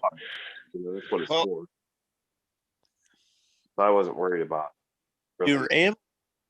If you're able to make a hurry at flight, bring a bunch of gear. Yeah. There's gonna be a lot of well versed pilots, Oh yeah.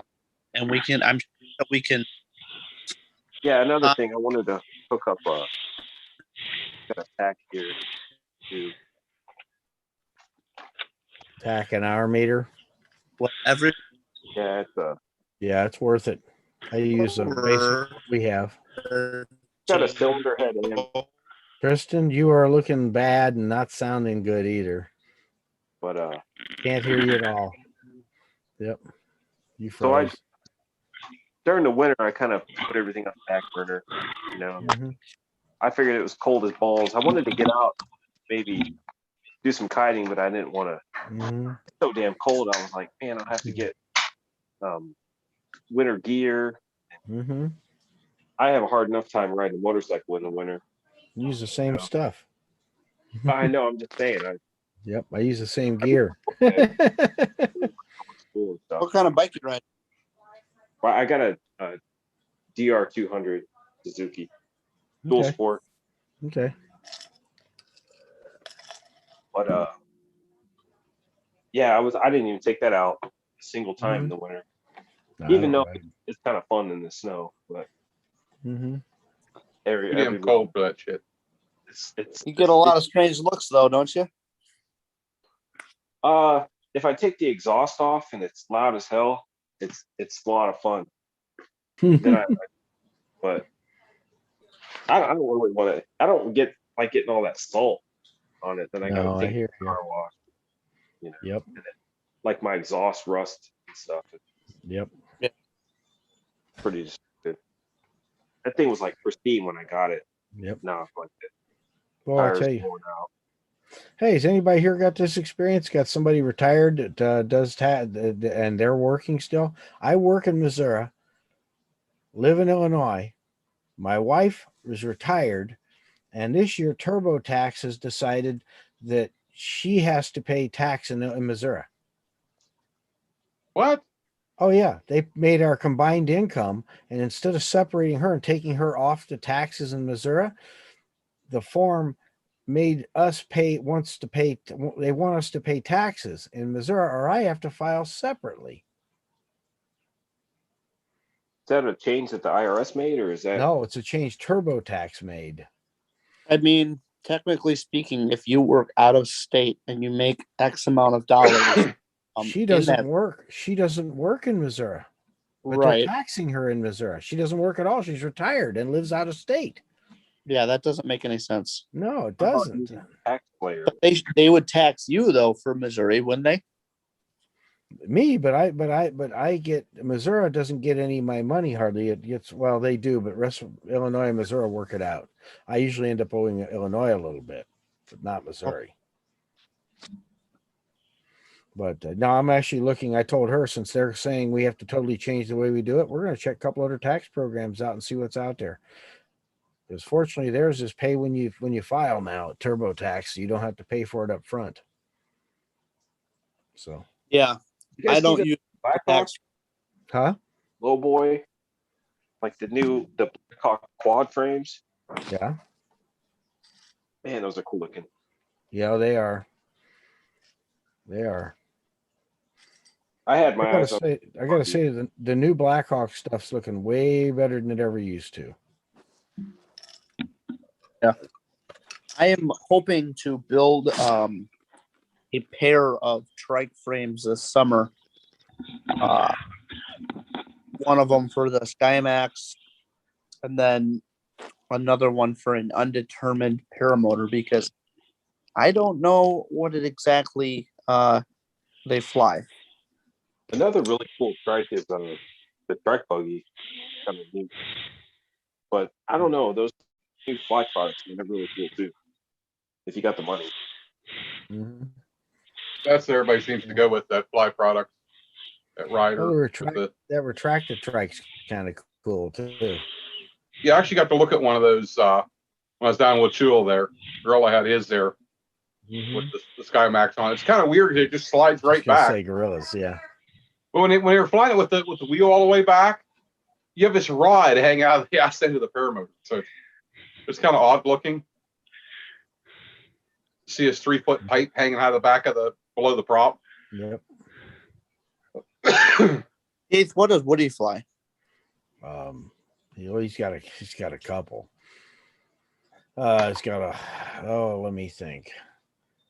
He's got man, what the hell does he fly? That's terrible. He's flying a Corsair on one of them, and I'm trying to remember what damn. I should know. I've flown with him a few times. Flying a big Blackhawk, was he? No, it's not a Blackhawk. It's a oh damn it. One of them is the one made in Missouri, not the new one. Not the Gravity? Not the new one, not the one with the fuel tank built in. The earlier version. And the other one is he has a motor on that one. And he's got the other one it maybe is a Blackhawk. I'm thinking it wasn't, but it probably is. With the Corsair. I feel like one of them had a big heavy net and heavy like old Blackhawk. I think it's a Blackhawk. Yeah, it's not as heavy as some of them are, but the older ones. His is one of the newer. I wouldn't say latest generation, but yeah. Woody wanted to look at a trike setup, and I had made a comment of why don't you just make one? And he said, "Well, do you know I don't have anybody to weld it." I opened my fat mouth, and he said, "Well, let me know when you show up." There you go. I mean, I'd love to try. I mean, it might cost me a couple lines or a prop if I fuck everything up completely, but it would. Woody's down there for your event next year, and just get out the roller and start measuring, take pictures, and I mean, if you got one there, it's easy to cop. Listen, guys, I hate to do this. I'm gonna have to hit it. It's getting late. I gotta be up Yep. at 5 a.m. Everybody have a great evening, and we'll see you makes two guys of us, next man. time. Thanks for being Same here, here. Y'all have a great night. Yep, you bet. Take care. Good night, Keith. Night. Thank you. Good night. You bet. Glad we could hang out. Let me know when you're flying next. Okay. Take care. We'll try. Knowing him, it'll be tomorrow. Yeah, I know. Lucky bastard. I'd have got a plane today if I wouldn't have been out jetting toilet lines out. Yeah, whatever. You know what was bad? I had my gear with me too. We didn't even bother looking. I haven't. Do we have any questions, comments, or concerns that are on the YouTube page?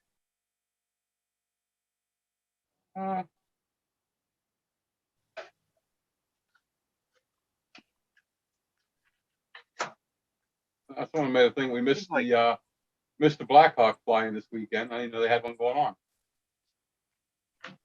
Oh. Did you see that? Because they made a 4-stroke. They took a Predator, one of them Harbor Freight Predators, and put it on a trike. And it turned out pretty good, but they said the weight it wasn't very good, and they built the frame. But you got to check out the quad I got. It's like a go-kart frame. I'll show it to you. And that's all Yours Oh, would be easy to copy. Yeah, but it's old technology. It's from like 2008. I'm not looking to build a quad. I want to build a trike. Oh. Well, those PAP trikes are pretty simple. Yeah, if you built the PAP trike and the retract trike are almost identical as far as design and geometry, except for the Well, retract trike has a slide back tube on it. What I think I want to do is just a double tube rail down the center, one above the other, an adjustable plate, for height for the seat, but allow the okay. So you can So make that into a trike easily. Oh Yeah. yeah. Just tube steel, and it's held together with it's just through bolted with a nut, like it's a nylock nut with a Right. hex head bolt. Yeah. Pretty But if simple. you're gonna build as a standalone trike, you could not through roll it, just do it at solid bar and weld it. Yeah, and I think what I want to do is use two, they'd be running like this, two tubes of aluminum, one above the other, with supports every 8 inches or so for the length of Ladder it. bar it. Take the front end off of a little kid's bicycle, 12-inch rims, aluminum frame though. Cut it off, clean it up, weld it to the front of there, and there's my front tire. Don't even fuck with it. Just take it off a bike and put it on, and then build some rear axles and put balloon tires on them, and call it a day. Nothing fancy. Utilize the harness paramotor. Is that Thunder tires. These are turf tires for like mowers and stuff, like trailers. Yeah, I have no desire. Those aren't bad.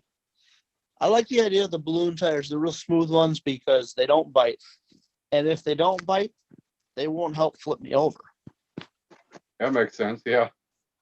The more traction, the more the like air pressure and any side thrust or side momentum. These seem to lose air pressure pretty easily. The bead, Well, this stuff have tough of bead on it.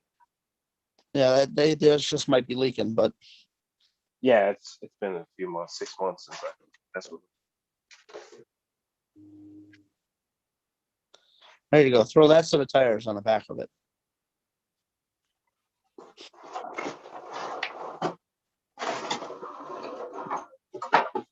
gotta watch how small a tire you run too.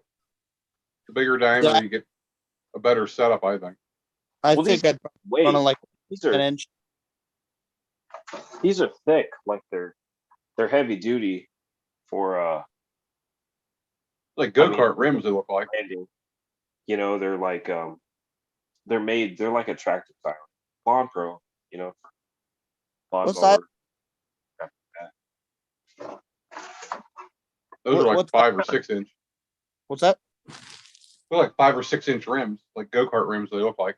Yeah, these are a 4-inch rim, but it's a thick tire. Like it's got some meat on it for sure. It's a 4x6 4-inch rim and then 6-inch width Okay. for the. It doesn't even have the middle number, just like your it's on the tire.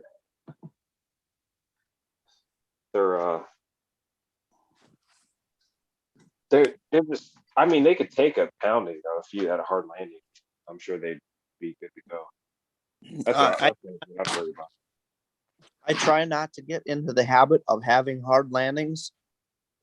I will admit, the last time I flew, what day was that? Thursday? No. I don't know. What the hell was that? Here's one for you, Tristan.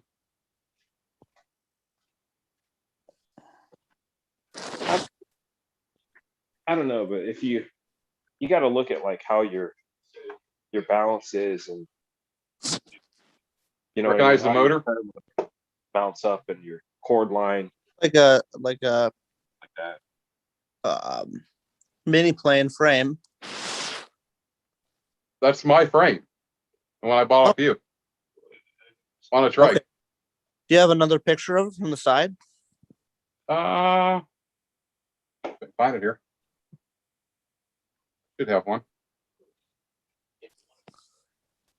Friend of mine has that one, and we actually I was going to fly it that day, and I never did. I'm going to try to fly it at Bad Apples, I think. I really want to try it. So how's my audio on this one? You sound. You sound very nice. Thank you. Brand new Blue Parrot S450 XT. Oh, a new toy. set? Yeah, new headset. You got Just a new bought it one today. Yeah, 2 ear. I let Loves buy it for me. That's got 2 earmuffs though, right? Yep. So you can't drive and wear it Sure I can. legally. Wow. Let's not go there. Here you go, Tristan. Is that better? Oh, that looks nice. Pinch out for a bigger view. I can't pinch out anything. What the hell are they talking about? I can't. Yeah, I can't tell. I mean, it's a very simplistic design, and that's pretty much what I'm going after is those balloon tires in the back, wide axles like that, and utilizing the paramotor frame and harness, to strap into. That's pretty much all it does. There's 4 clamps that clamp on the bottom of the paramotor. That's pretty much it. They're aluminum C blocks. You screwed it. It took 5 minutes to put that thing on there. Yeah, I took it over, did a hang check on it. It was right on a hang check. I mean, I couldn't believe. Cool. If I were to build one, I would build it to where it does not affect my hang point and my weight. As far as my weight, that thing didn't affect it one bit. I wouldn't give a damn about you on there because it's not built for you. It's built for me. But you get my point. Well, I figure if it's not affecting for one pilot, it should affect the other. I mean, that thing weighs nothing. It may be 14 pounds, and all the weight's under the paramotor. Okay, groovy. You know, Has and didn't like potential. with it. It's the buddy of mine that had it, because he's shorter, had shortened it by 8 inches. I was riding, my knees were up in the air a little bit. So I kind of like the front to be out a little further.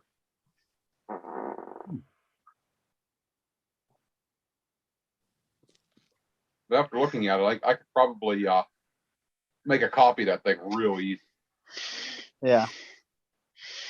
Pure leaf hybrid. It's quite delicious, actually. Extra Which sweet. one is? Which one is that? Pure leaf. Well, which flavor? Oh, extra sweet. What the hell did I have the other day? Hibiscus peach or something like that. That's pretty good. No, this is just plain old iced tea with pad loads and pad loads of high fructose corn syrup. And There was tequila with high amounts of high fructose corn syrup and food coloring. Mm-hmm. Houston, we have a problem. Damn it, there's a hole in that glass. Yeah, a big hole. My mouth. I've seen your thing here, Bob. Greetings, fellow Deplorable Infidel Flying Squirrels.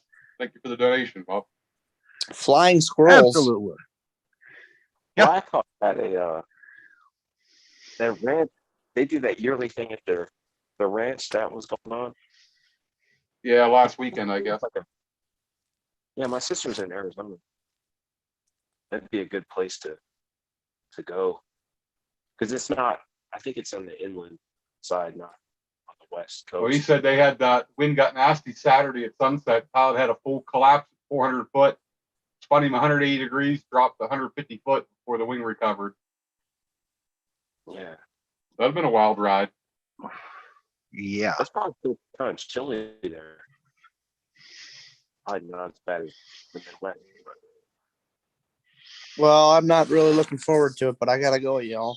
I gotta work in the morning, so time to get off and I got grab to some work sleep. up at 3:30. Yeah. Go defend our Mhm. air from terrorists, you know. I will do that from the comfort of the front seat of a school bus.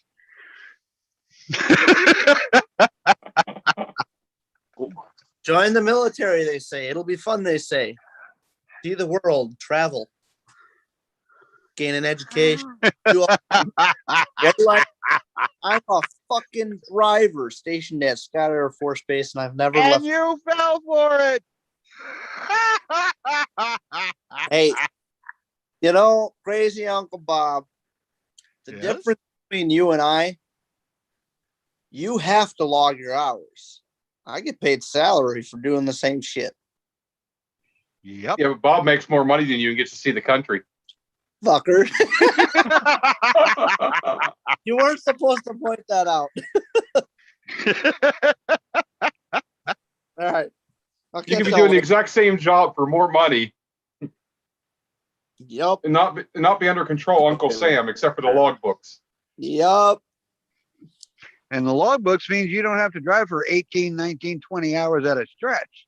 Oh, we're not allowed to. We're only allowed to log 8 hours straight. Oh, really? Mhm. Yep. After 8 hours, we're not allowed to drive. We have to have somebody else drive, or we have to pull over and sleep. But you don't have lucky sleepers in your truck. We do not have sleepers. We get nice hotels. Wow. Thank you to everybody out there that pays their taxes. bastard. I got my hotel right here. Yeah, I mean that is nice. It wouldn't be bad to have a sleeper. The problem is that, yeah, for you, having a sleeper is nice because it is yours. If I had a sleeper, I got to share it with 30 other dudes. I don't want to do that. Don't blame you. You know how Yeah, you many don't want sticky sheets every night. exactly? No, I don't want no truck stop hose in the back of my truck, okay? And I don't want to be cleaning up after a week later. They don't like to be called truck stop hose. They're called lot lizards. Lot lizard. No, Stop they're not hose. lot lizards anymore either. They've upgraded. They're now recreational reptiles. But look, I ain't trying to have any kind of critters in the back seat of my truck. So I'll stay in the hotel. But until then, I'll Mhm. catch y'all later because I'm gonna go get some sleep. Have a good night. Remember, always you Okay. be like the hotel room first. Casey, make sure you bring some gear down with you. Bring that GTR. I'd like to see that again. For sure. Yeah, he'll Bring be it well forward. worth Kristen, Bring let me know when you're getting close to the end of your enlistment. If you're not going to re-up, I can set you up right here at my company. I'm ready. 53 cents a mile. I'm pretty close right this minute, to be honest. But I don't know that driving is what I'm going to pursue. I think I'm going to go back to welding and fabrication. if there's Okay. jobs available in that right now with the industry being down. It might be Yeah. down, but no, I enjoy it. I enjoy building. So You become a Well, all pipeliner else and you know, fails. see All the What's else that? country. fails.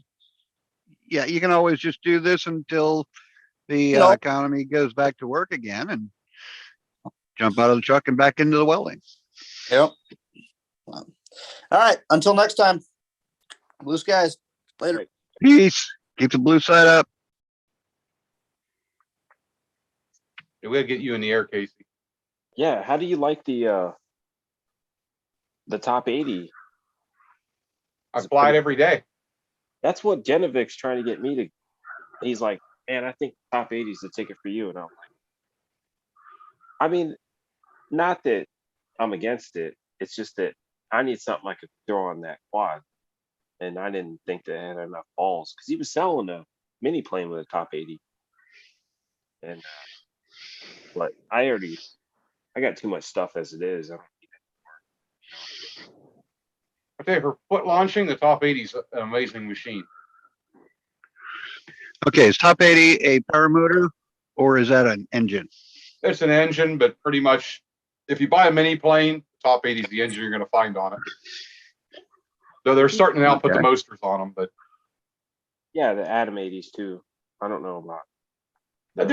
I don't know. I have mixed feelings about the AMA. I hear it makes more power. I haven't flown one yet. I almost want to try one, but they had a lot of issues with them. The top 80s, you beat the crap out of them and they keep running. Yeah, that's what I've heard. They've been around for what, 15 or 16 years now, and Yeah. they're just a rock solid engine. Well, it's the same designer, but Does it have enough juice for a fat boy like me? If you had good skills, maybe, but you'd be really pushing it. I'm pushing it at 220. a lot of running, Hmm. isn't it?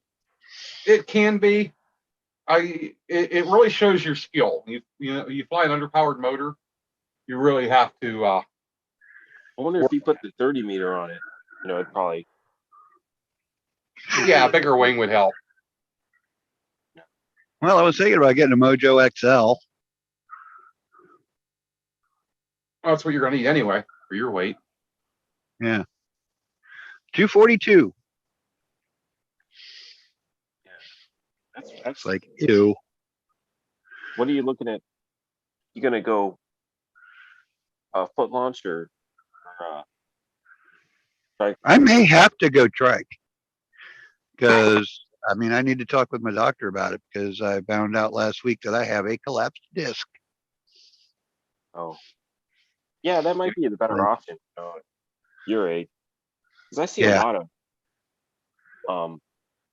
I want to try the foot launch at least once, just so I can say that I did it. But I'm Yeah. probably going to wind up going with the MacFly folder trike because the whole 9 yards trike and the cage and the prop and the well, there's so many it all folds up and fits in the seat of the paramotor, and I can fit that right there in that passenger seat of my truck. Yeah, there's a lot of options Mhm. these days, man. Like the Colibri trike is it's small, it's lightweight. I think that's a tap. And expensive. The PAP's a lightweight one. The Calibri's heavier. Casper, welcome. Walter, And How are you all? Walter. G'day, Tristan, Hi, Mike. Bob, Nick, and I Walter. think Walter. Casper is there too, isn't he? Yeah. Yeah. Yep. Yep.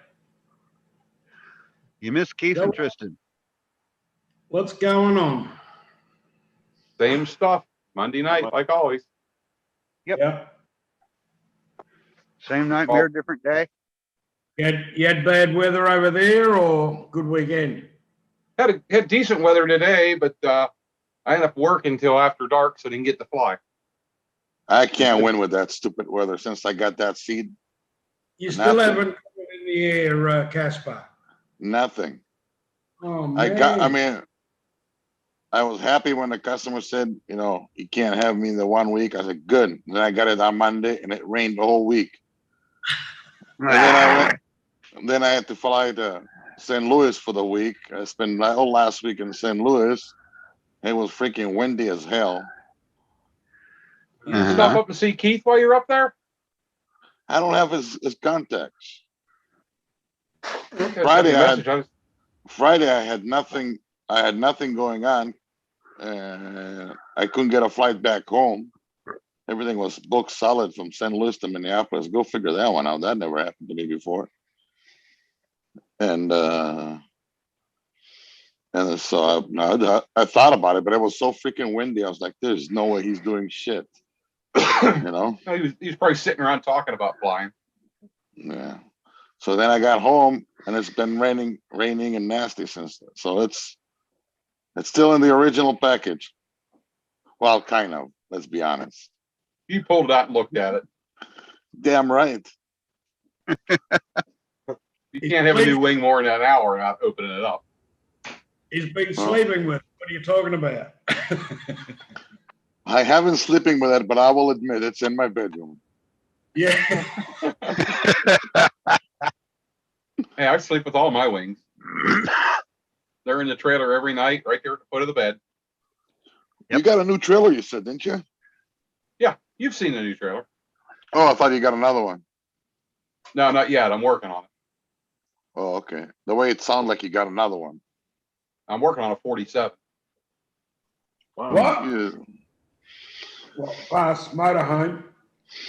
He's waiting to be able to register the truck in one state and the trailer in the other state. They're so long. Yeah, I saw a 32. 7,000. Yeah, I need a big gooseneck. It's just getting too tight in this one now. How's Too the many truck motors, running? too many wings. Pretty Truck's good. running good. That's good. That was a It- diesel.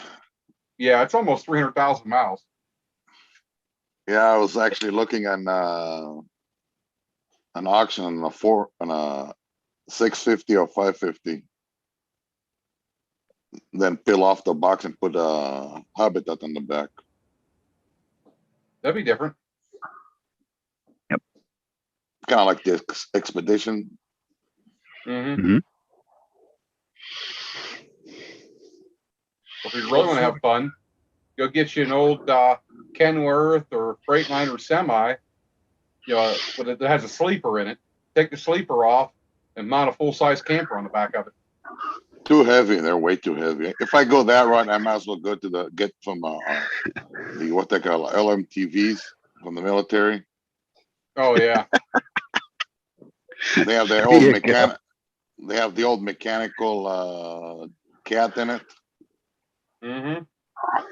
You're gonna be running that bad boy longer than when I'd be alive. Then you can turn it up, make it smoke. Well, you can make it do everything, but going fast. Rolling coal. Well, I'm getting ready to go 30% larger on the injectors, add another 40 shot of propane, and 2 more turbos. And then you wonder why you're blowing a transfer case on the way to Florida. Right.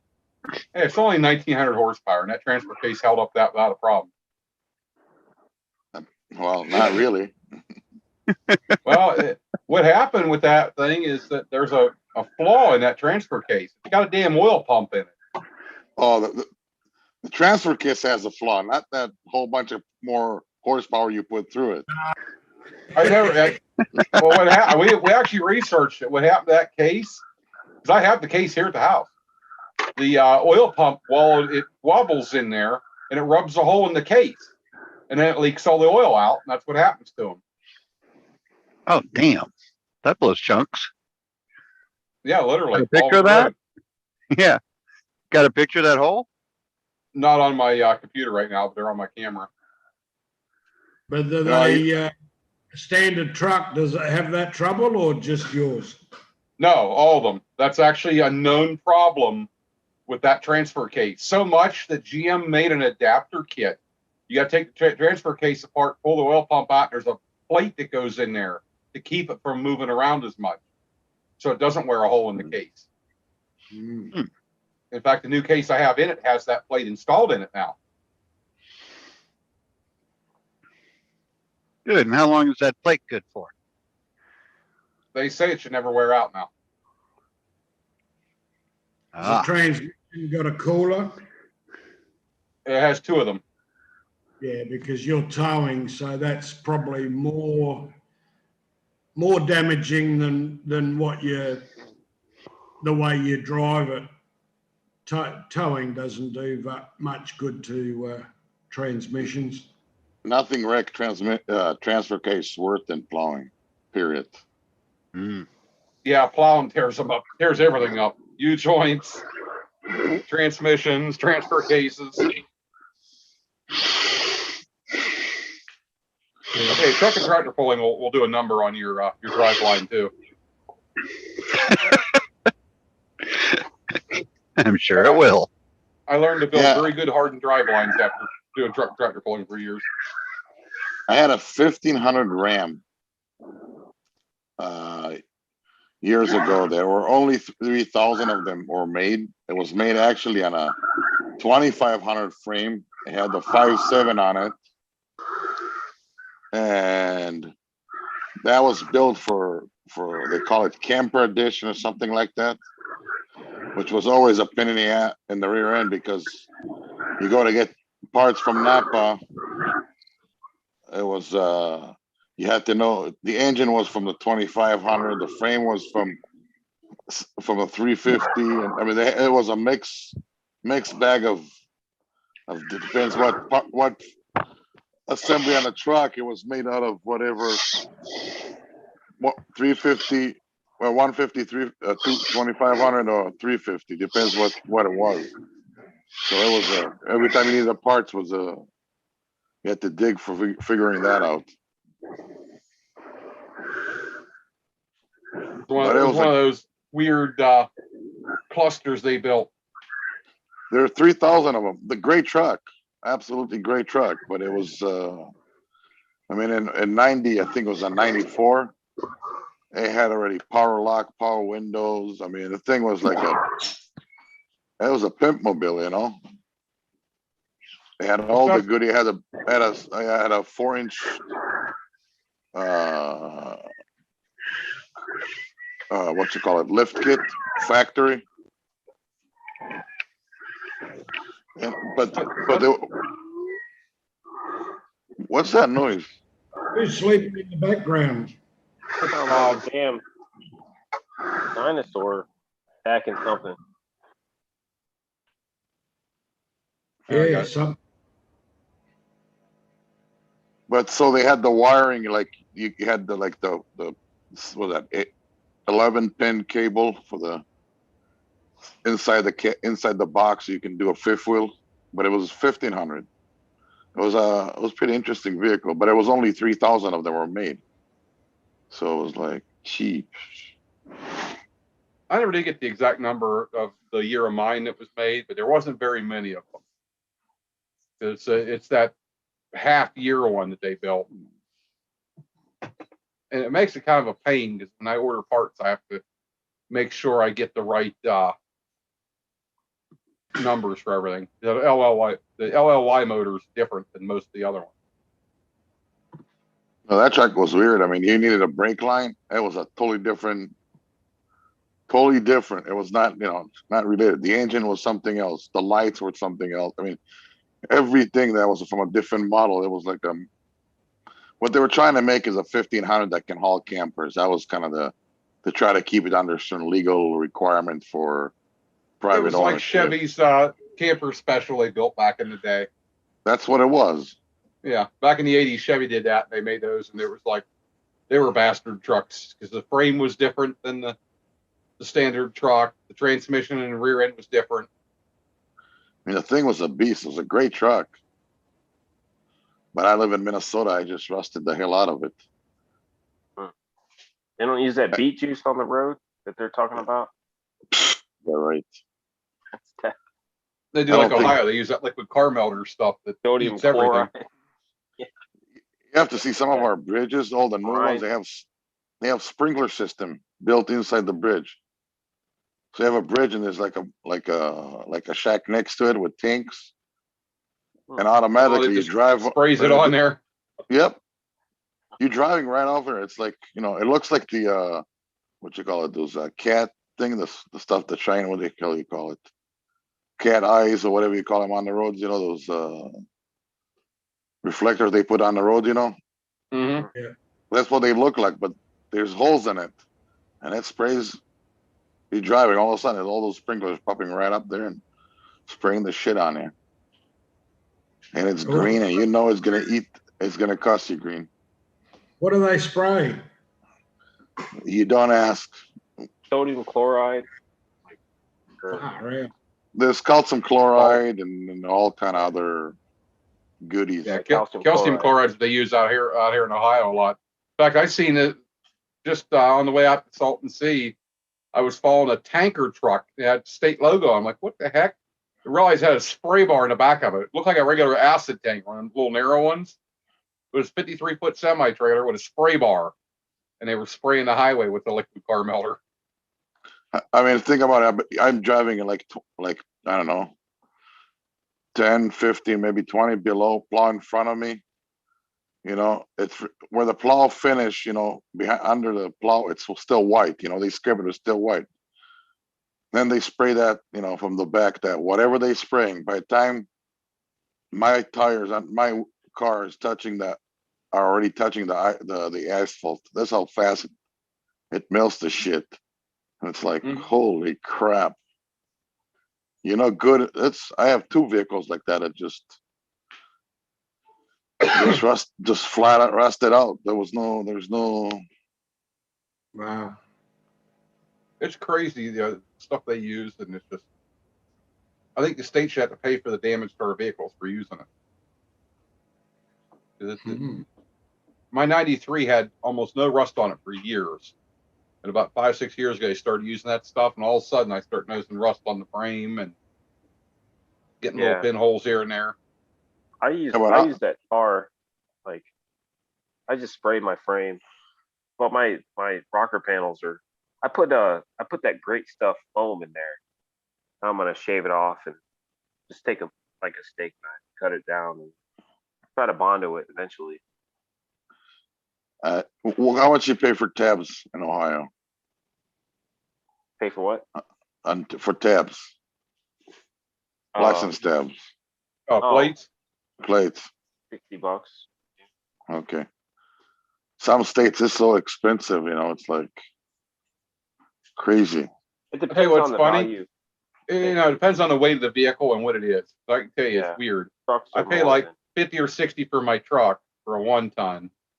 My bus, which is, a 60,000-pound vehicle, I pay $28 a year for plates because it's registered as a motorhome. Ah, right. Yeah. Well, here every trailer under 3,500 pounds get registered in tab once when it's brand new. That's it. So when you buy from, They're permanents, yeah. they're permanent for the life of the trailer. Because we have so much boat trailers and snowmobile trailers up here. The state can't. Keep up with them. It was costing the state a lot more than it was worth. So they're like, okay, if you have a trailer under this, that's it. They don't even have a license plate. It's just a sticker on the tug, and that's it. Oh, they don't have license plates on them even. Nope. Or just a one-off payment, Casper. One time you pay, I don't know, whatever. I think it's like, I can't remember. You think I remember it because I just paid it. But I think when you pay the taxes on the sales tax on the trailer when it's brand new, that's part of it, and then you just get the sticker. Because a lot of those trailers, like the last one I bought from Northern Tool, and you buy the thing from Northern Tool and they give you the paperwork, but then you have to go to DMV to actually license it. That's pretty normal. It's like when you buy a trailer at Lowe's or anywhere, Tractor Supply, they give you it looks like a title, but it's a certificate of origin. You take that to your DMV or your license plate and get it transferred. The only tricky part is when you go to sell the trailer, you better take the seller to the DMV and do the change with them there. Otherwise, it stays on your record forever. I have like five trailers under my name. I don't even know who those people I sold to because they don't really have a title. It's kind of a goofy thing.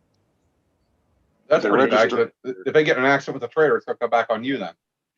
Yeah, but you should supposed to go to the DMV and have it transfer, Yeah. But let's Yeah, face it, most of those small trailers, up to 35, people buy them and they run into the ground anyway. Nobody really sells them. You know what I'm saying? Doesn't want to. Oh, by the time they're done, they usually sit somewhere in the trees.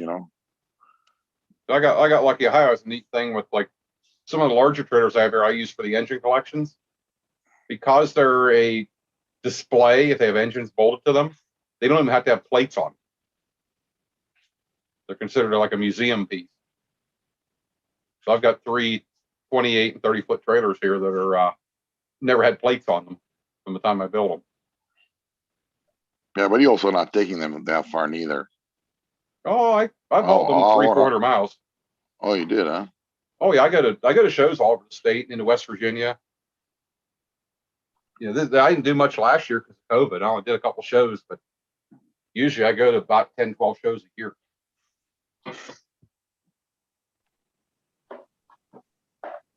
Like I don't, except for moving it about 6 months ago. The bus hasn't even been. Nothing's really been done with it for almost a year. I go What out the to hell start it every now were you trying to scare everybody at the airport over there? at the airport. At the air horn? Was that you with the school bus, wasn't it? Wasn't that airport? What was that? Oh, to fly in. You went somewhere with a bus and you got that damn air horn, like scare the crap out of everybody around. I thought it was an airport. It probably wasn't. But No, it might have been. The one video I did, I picked a buddy of mine up at the airport, another ham operator, and that was an inside joke between a bunch of us. He's from England and hates the song Yellow Submarine. So he came in for an event a couple of years ago. I picked him up on the school bus. And we were up at Pittsburgh Airport where you drive, where you pick up arrivals, you're underneath that big tunnel. I pulled up at that thing, blaring Yellow Submarine and blowing the air horn. I think I used the smaller horn, dude. That one's got 3 different air horns on it.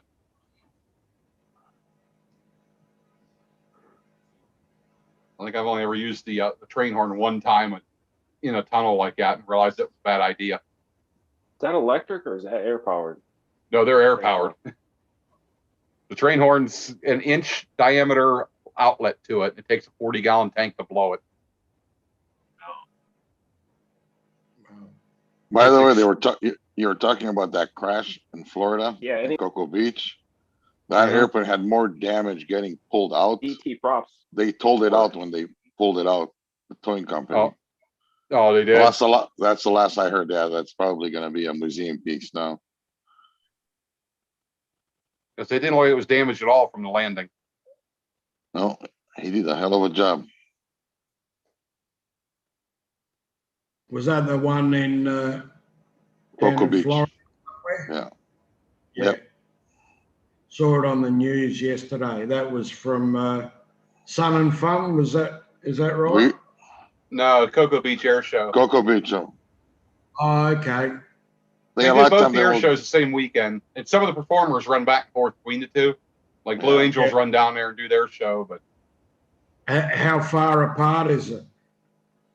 Not much. Yeah. oh, it's what, about 300 miles, something like that. No.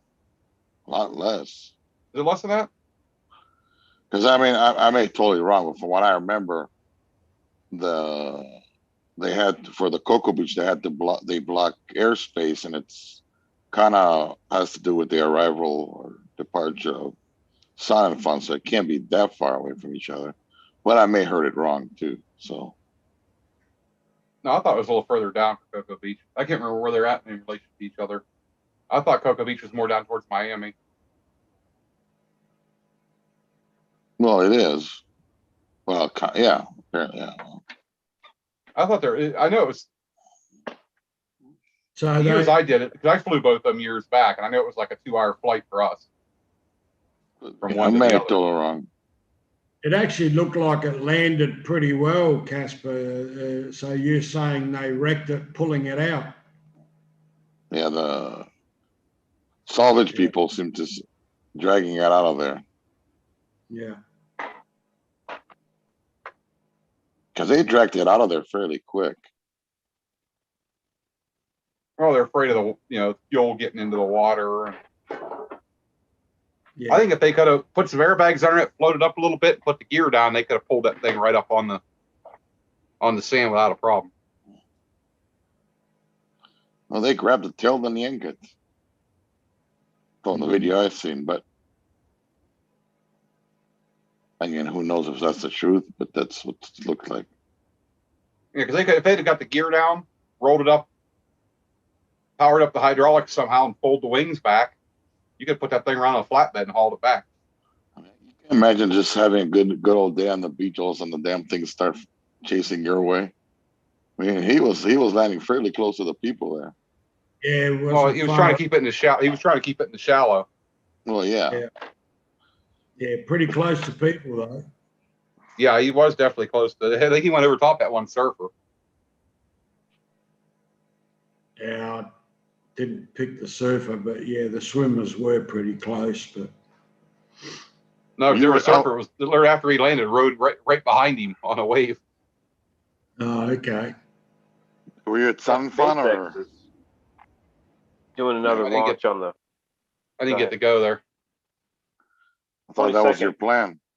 That was my plan, was to go down. Yeah.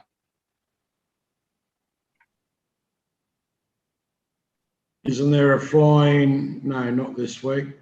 Still a couple of weeks away, isn't it? Yeah, 2 weeks out Yeah. up in Missouri, and then there's the or not Endless Boat Drive, but Hodges Field, Bad Apples. Oh. What about Australia? They ever do fly-ins over there, like outside of Queensland and Sydney? Sorry, Casey, come again? They ever do fly-ins over there, like Sydney? Not a real lot. No. There's a local place here. Every now and again they get together, weekends, and if it's a long weekend, then they may have something, but it's just local.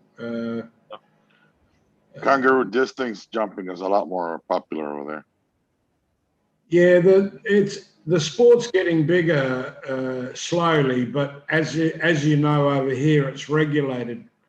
We were talking about it the other day, and since PPG started here like 20 odd years ago, we've only had one death in over 20 years. Yeah. Yeah. Yeah, you get this. It's just the low acro, man. I don't know. It's just like they get Everyone seems to strive for it, and I'm looking at it thinking, why don't you do it up higher? I mean, okay, there must be a thrill factor to be down low, but man, There is. I find myself I try to keep myself high, but I do find that, when you get lower, you feel more of the speed and you see more of what's going on. Yeah, look, that's true, but fly level and this and that, that's great flying low, but doing acro and shit, you're pushing the envelope, and whether that's a reason why over here, I don't know. I mean, look, we don't have as many PPG pilots as you guys do, but there are quite a few. And we were just talking about it on the weekend, and the guy said, we've only had one death in over 21 years. Yeah, but how many pilots do you have? I mean, it's a numbers game. Yeah, look, I mean, in recreational aviation, there's over 12,000 pilots, but that takes in a lot of different aircrafts as well. Actual PPG, I don't know the number, Casper. You guys are a lot more regulated over there too. Yeah, yeah, we are regulated. Our machines have got to have a number. With our license, we're covered for $10 million in third party. There's a lot of fours for being regulated. like Canada. I can go flying and not worry about if I was to land in a wheat field here and set it on fire. I know I'd be covered. It's a bit different over there because you've got to think of that, whether you do or not. But thinking of third party, if you were to damage something on landing, catch a wheat field or some sort of crop on fire, let alone smashing into people or a house or cars. Yeah, well, if you're a poor man, There's nothing they can go after you. So don't worry about the insurance. I suppose, yeah, in that respect. But here's the deal, when you have a group of 100 people, there's going to be at least one idiot, right? Yeah. So if you have, 5,000 pilots, you're going to have a whole bunch of idiots. Yeah. And if you can't spot the idiots, it's probably you. That's what I say. That's why a lot of people choose not to fly at a flying or something. I look at it from here and go, man, that's crazy air. Not only the amount of pilots that are flying around that area, but can you imagine what turbulence that creates as well? Nick, you should know, you've been up there, so there's a little bit, but it's not as bad as you think it would be. No, I mean, don't fly right up a guy's ass, and if he gets on the power, you're going to get a little bit of wake off of him. But it's not that bad. If a U2 can break from a turbulence like the guy was saying last night, yeah. I mean, we're not even. Actually, that was a good show. That was a good interview. I loved what he was talking about. There's a video of a guy talking about, he's a paraglider pilot, and he's talking about why we fly stuff. But you know who put it best? Like the way that you deal with death is Chris Santacroce.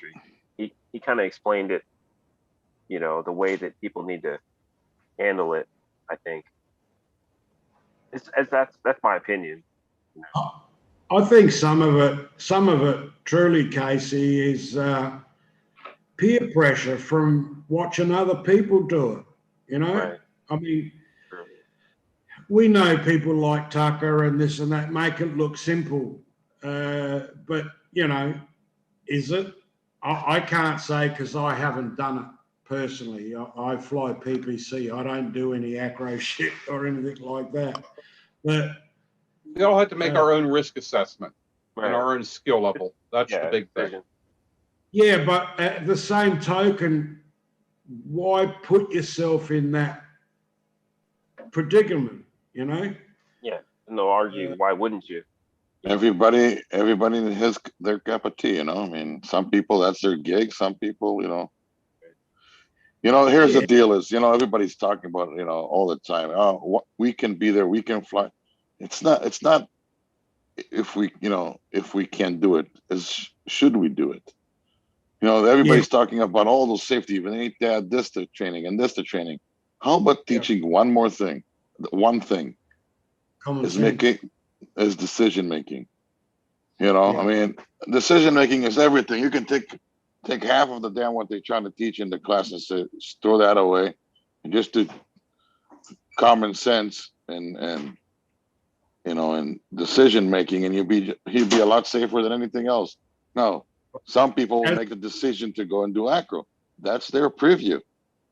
But generally speaking, it's all about, you know, not if you can. The question is if you should. And that paradigm has to change. That people ask it, you know, if we should, not if we can. Then the sport is gonna get safer. Hey, you got your audio working here, Anthony. There we go. There we go. Yeah, I'll let you know. It's not coming in too great, but I'm running off hotspot at a campground. Yeah, I was sorry to hear about the death out there. In fact, I was just talking to Mo about that last week. Yeah, that was a sad deal there. Yeah. How am I coming in? Am I coming in okay? Yeah, you're coming in fine.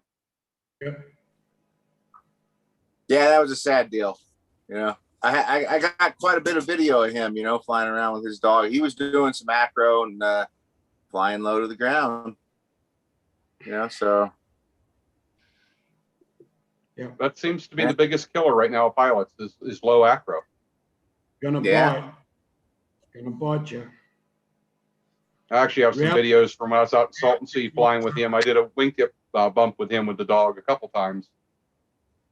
I kind of want to release him, but I kind of want to wait a little bit now because it's like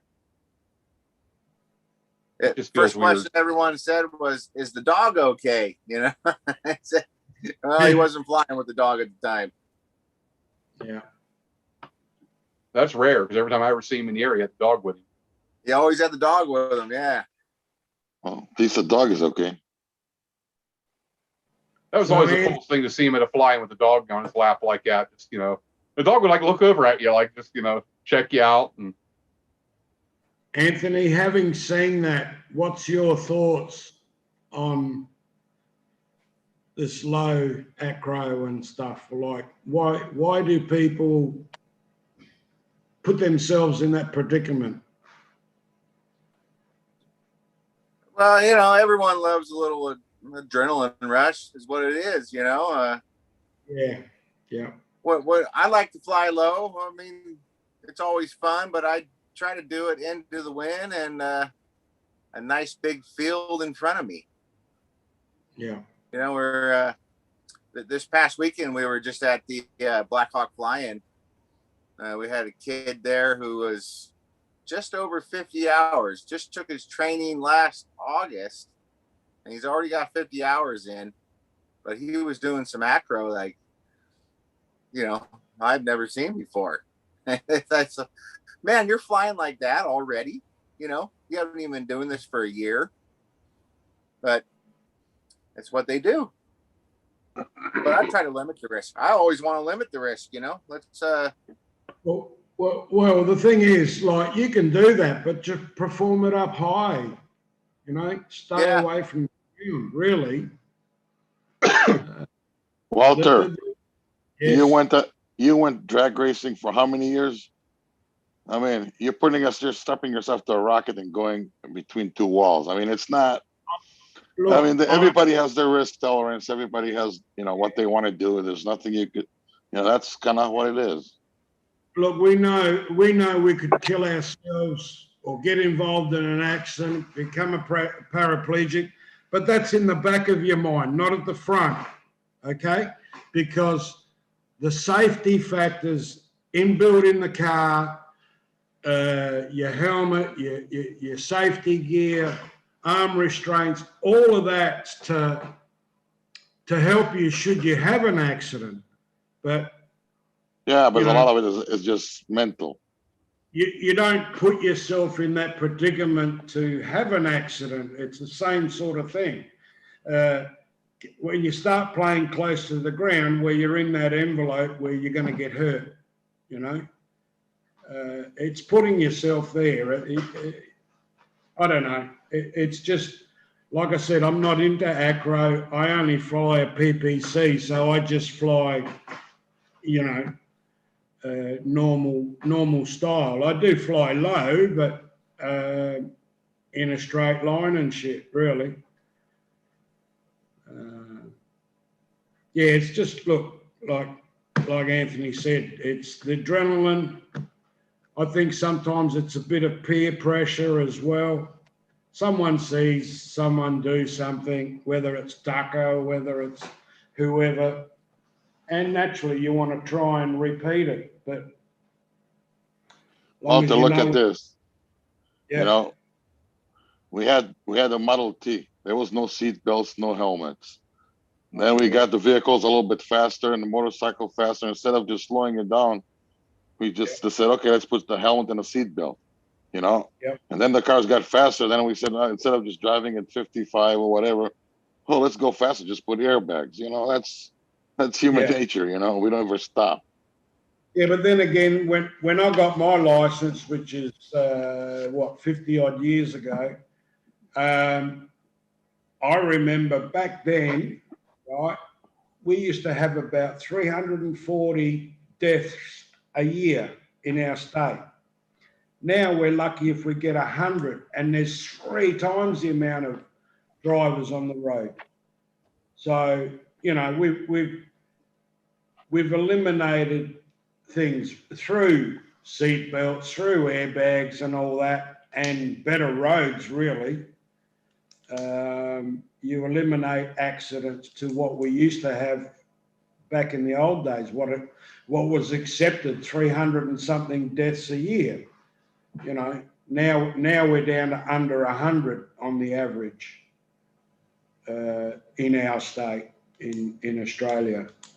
So, you know, things get better. But getting back to powered parachutes, powered paragliders, it's it's pushing the envelope that little bit too far that you sometimes look at it and go, why? You know?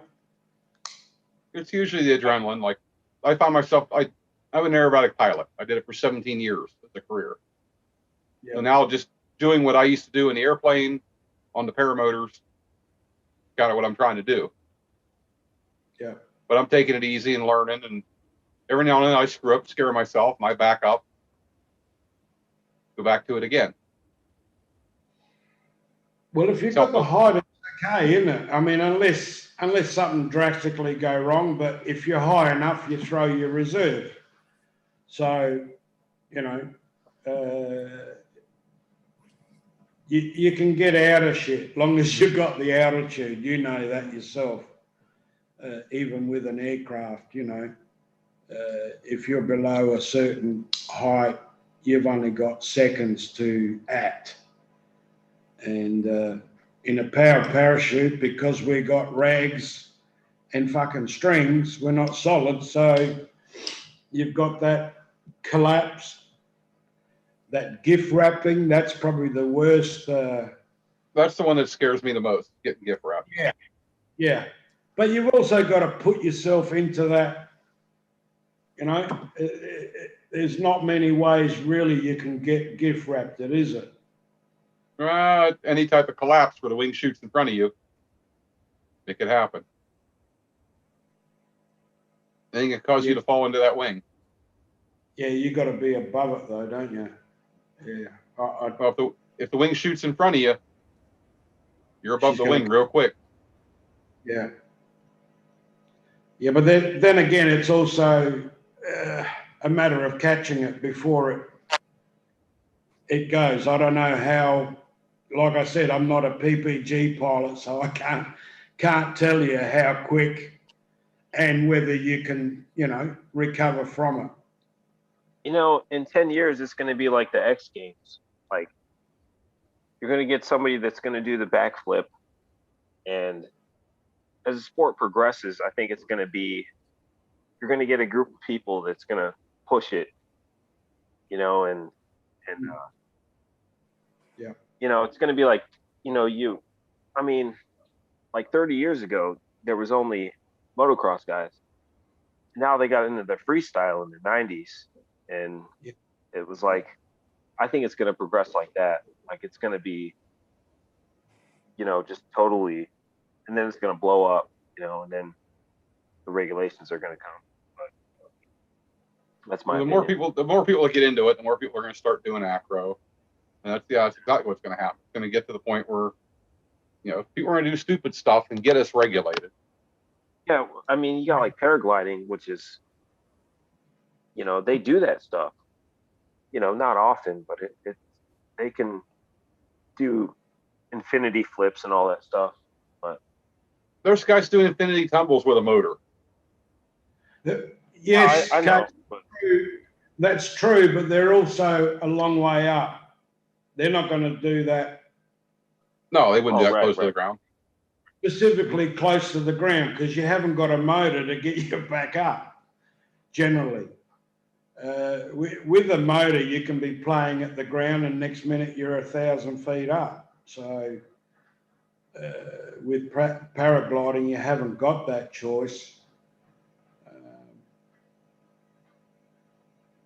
Not much. Yeah, I rode dirt bikes, growing up and stuff, and I would jump and I would be like, man, my seals are leaking, my chains, got to replace my chain, and it just wasn't. It got to be too much, and I was like, Yeah. Yeah, when I hit 50, I not worth it. realized the ground got a lot harder. Well, tears up equipment. Someone was saying this morning on the other show that I don't know who it was, but he went out specifically to try a machine and bent an arm. So, you've got to be pushing it to do that.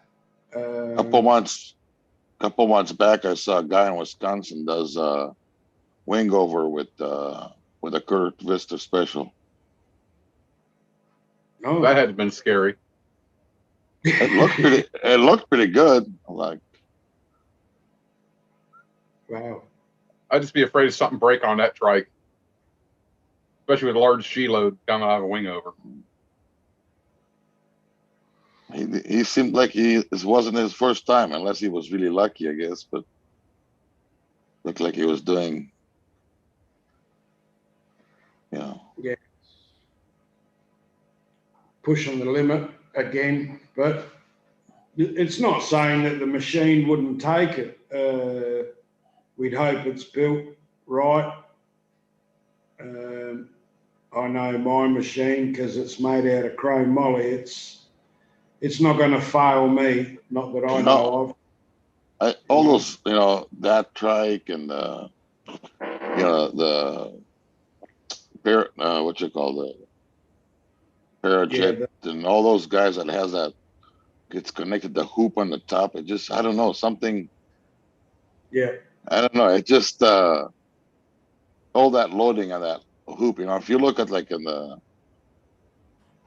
on the Calibri and all that stuff, I mean, it's still your harness, regular motor, just wheels on your rear end. Yeah, I like that design better. After seeing what happened with like that Green Eagle where it cracked. Yeah, or whatever. I don't like that design. There's too much to fail there. Too many bolts in one spot. What is that? The guy, the Canadian guy. What's his name? Randy or whatever his name. What's his name? Yeah, Rent. Gary DeLay. Yeah. Yeah. His trike, if you look at it, I think it calls it X something, right? The X something. It's a fresh breeze unit, but yes, he has the wing connected to that bar, but that bar is tied with a strap right to the frame. Yeah. To the bottom of it, and I think so. There's really no stress on that bar. That bar just controls the point, how far, your weight points on it, your center of gravity, but it does not hold anything. There's a couple brands that do that. I think even the new Blackhawks are like that too. Or one of the modifications I seen a guy up at Swanee had one of the Green Eagles. Actually, there was a couple in there that had them, and it actually modified them. They ran cables through the whole tubing and back around. So if the tube would fail, at least it's not going to break in two. You have something, holding it. Yeah, if you look at the new ones that Blackhawk made and the one that the Leah guy from Canada, the Yeah. fresh beer thing, if you look there is a pipe that goes about a halfway through here and it ends, but the wing from that point, that's where the wing connected, but it continues a cable or a strap to the bottom. So all the weight and all the stress goes to the frame, bottom of the frame, under the seat. And that bar, that stick, it just, you know, control how further from the engine that point is, you know, for your hang point, for Mine, I've central got, gravity. There's no stress on it whatsoever. mine's got 4 points, Casper. I've still got the 2 bars like that on either side, a bar on either side, but I've got 4 points that it picks me up from. But it's a clamping. There's no bolt holes through the frame. It's just a clamping mechanism, 2 aluminium halves that clamp and bolt together around the chrome moly tube. But you still got two cables going up to 1 point and carabiners and bits and pieces like that, you know, makes you think, is that strong enough? I mean, my carabiners is what, 25,000 pounds or something, you know? If you're flying and worrying about your carabines, you shouldn't be flying, period. No, we don't. I don't, but you do look at them. When you're hanging from it, you do look at it. Anything you're hanging from, you should be looking up at. Yeah, yeah. Well, no, Yeah, but different. but No you do your pre-flight and then you're basically have your mind on everywhere else other making decisions, you know. You can't be Well, checking them and worry about them during the flight. Otherwise, you better put new ones. Or if you can't trust your equipment, don't fly it. PPG.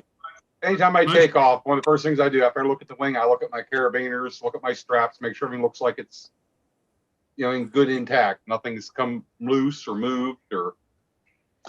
Yeah, but that's it. And you're done for the rest of the flight, pretty much. Well, you look at your seat. What's that connected to? Your bars. You know, and then you look. I always thought the point of interest is where the bar, you've only got 1 bolt, you know, but everyone's saying, no, there's no stress there. The stress is out the end of the bar where your seat goes in. Yes. Even if that bar was to break loose from the motor housing, the worst thing is to do is make the motor tip a little bit. Yeah. You're connected. The harness is connected to the everything.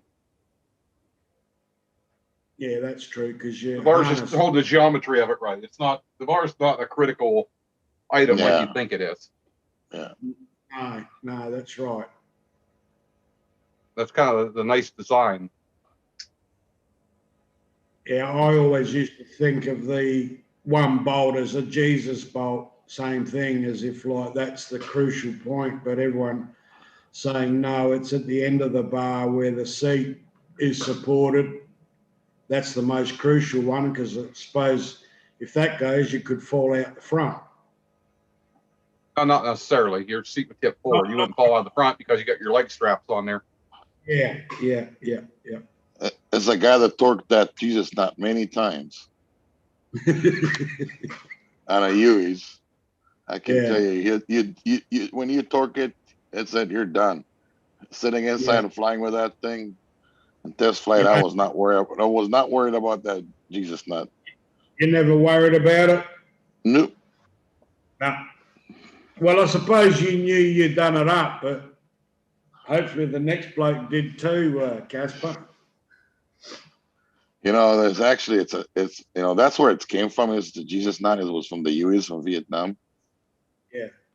But the reality of it is actually a nut that holds the Jesus nut, and that has a safety. So it's technically speaking, yeah, that holds the whole aircraft, but there's a safety system there. Yeah, the triple redundancy. Yeah. Yeah. I mean, if you see how 2 blades in a Blackhawk are hooked, you're like, what the hell? Yeah. I have more safety putting my trailer to my camper into the truck, you know. That's true of most helicopters, though. Everything that holds them together is just, you know, super light. But it has to be. No, it's not nothing to do with lights. It's just the way they made him, from whatever reason they made him. You know, for Navy, for easy replacing of blades in the field and all that stuff. It's basically two pins with you basically bring it. There's little clips on the bottom, just a little spring clips, and that's it. That's all it holds it. They don't change them much either, Casper, do they? Like when you think about it over the years. No, we take them off. We used to take them off. First of all, you have to take some places will take them a lot off, because the whole point with the way that those blades are, the reason there's two pins and easy, so you can take one pin out and fold it backwards, so you can get it inside. Like the aircraft carriers and all those guys, they do that all the time. I mean, that was not a but Same when they come inside the aircrafts, they fold them up. Yeah. So, no, the Black Hawk is a helicopter that's designed. Basically, they learn all the shit that happened with in Vietnam with the U's, and they basically learn from that and that build an aircraft that will, The sad is that our best helicopters was designed in the '60s and '50s, but you can take an engine out of it. It takes me take an engine out 10 minutes. Wow. Put one back in. The whole engine holds by 2 clamps and 3-4 bolts. That's it. Yeah. And it's out. There's obviously an airline that goes to the APU to start, and 2-3 plugs. It's been a while, and it's out. Top fuel engine, 11,000 horsepower, is held to the frame with 4 hose clamps. Yep. How does that make you feel? That's why they fly out of them. Well, yeah, they're meant to part ways, but the main thing is the capsule where the driver is meant to break either end, before your feet and after your head, so you stay in that capsule. I mean, that's what the weird thing with funny cars is. They have all that in front of them, so when that shit hit the fan, yeah, it goes right into your face, Yeah. And a top fuel dragster, it's just behind them. It just goes, flies in the back. Yeah, really, when you put a funny car against a dragster, one guy's got balls, the other one doesn't need them. The funny car driver's definitely got fucking balls. Think about it. They put all the stuff in front of the driver, the drive shaft, everything. Yep. I mean, they have to see that cover they have, because if that drive shaft goes to hell, their feet are gone. I mean, that's so much horsepower, and that's not and that's not enough. So they cover the whole car, so any fume and gas or flame flies right into you too, to make sure that stays inside. Yeah. They got covers over. Those drive shafts, they were designed from aircrafts back in the war when they used to pull on superchargers. Now those shafts can actually twist 2.5 times before they snap. Right? Walter, I hope one day you get to come up here and go to an amateur race. All this, they have it all on the track, every vendor for every parts, generally speaking. And you have access to. I've seen it. I've been there in '91 and seen it. Yeah, that's it's totally different. I know, but that was when we just broke into the 300 mile an hour. And I came over, and the first 2 runs I saw was Don Prudhomme Don Prudhomme and who else? And they went 4 seconds side by side, over 300 mile an hour. And if I can tell you, I had goosebumps, and the fucking hair on the back of my neck, the hair on my head was standing upright, man. There was so much adrenaline pumping through my body to see the first pass of 300 mile an hour side by side in America. We'd run 300 here, but you don't see two of them side by side. You do now, but back then you get down here again, Walter. You come over to Ohio, I'll take you to a tractor pull where you see 6 of those engines on one frame running. Oh yeah, I know, man. You talk about an adrenaline rush. You stand next to those things when they're running at full bore. Yeah, well, it's the same with on the weekend. Where was that? Is it Vegas that they have the 4-lane track? No, that's in New York or New Jersey. Oh, New Jersey. They were there this weekend. But you know what? It doesn't interest me, Casper, because I have enough trouble watching what goes on when 2 cars run down in 4 seconds or 3 point something, let alone 4 cars. I think if you were there, the sound would be phenomenal, having 4 fuelers together, because over here we hear 2, that's about it. But to have 4 going down the track, I think the sound would be phenomenal. But I think the actual the spectacle side of it, you can't watch 4 cars at once. I can tell you one thing. If you drink enough, even 2 is hard to watch. It's like I said, mate, I have trouble watching 2 cars. I've been involved with the sport, and you're just trying to hear your own car or the car that you're crewing on go down, and very rare you get up to about 3 years ago. For 17 years in a row, I went to Brenner International. Yep. And the beauty of that track is it's sometimes a couple of years in a row, but we can get fairly cold even in August.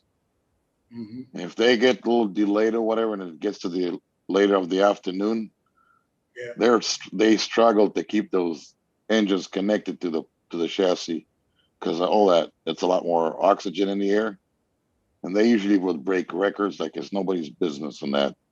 So the guys that can go through the track usually will break the track records every time, and will break the whatever records. Yeah, well, you're starting to run more into the night, but we've always had night meetings. And I know years ago, the NHRA guys used to come out here, or the racers, and they'd see our night racing and they go, Jesus, we've got to bring this to America. And now they're starting to run a lot of fuelers into the night. So you see the flame. If I remember correct, and I may be totally wrong on this, yeah, but I think there's a couple of reasons why they're not doing it. And one of the big one is safety. I think they will go late if they get what it is, but they will not do it through qualifiers. Yeah, they will only do it. They only will do it on finals on Sundays. The difference is here.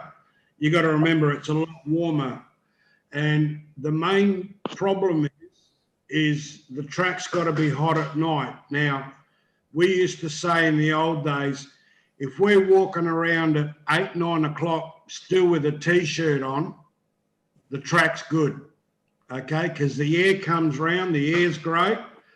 If it's cold and you got a jacket on like I have now, fucking take the power out, because the track ain't going to hold it. Plus, don't forget, they have to make money to be able to race the way they race. They have to have TV, and TV has slot times. So that has to be part of the deal too. Yeah, but TV... that's more of it. There's a TV time that they try to get it on. Yeah, but spectator-wise, you can't beat Top Fuel racing at night, man. When you got 9, 10 feet of white flames out of 2 cars, it lights up the night sky, man. Everything it's like fucking daylight without the lights.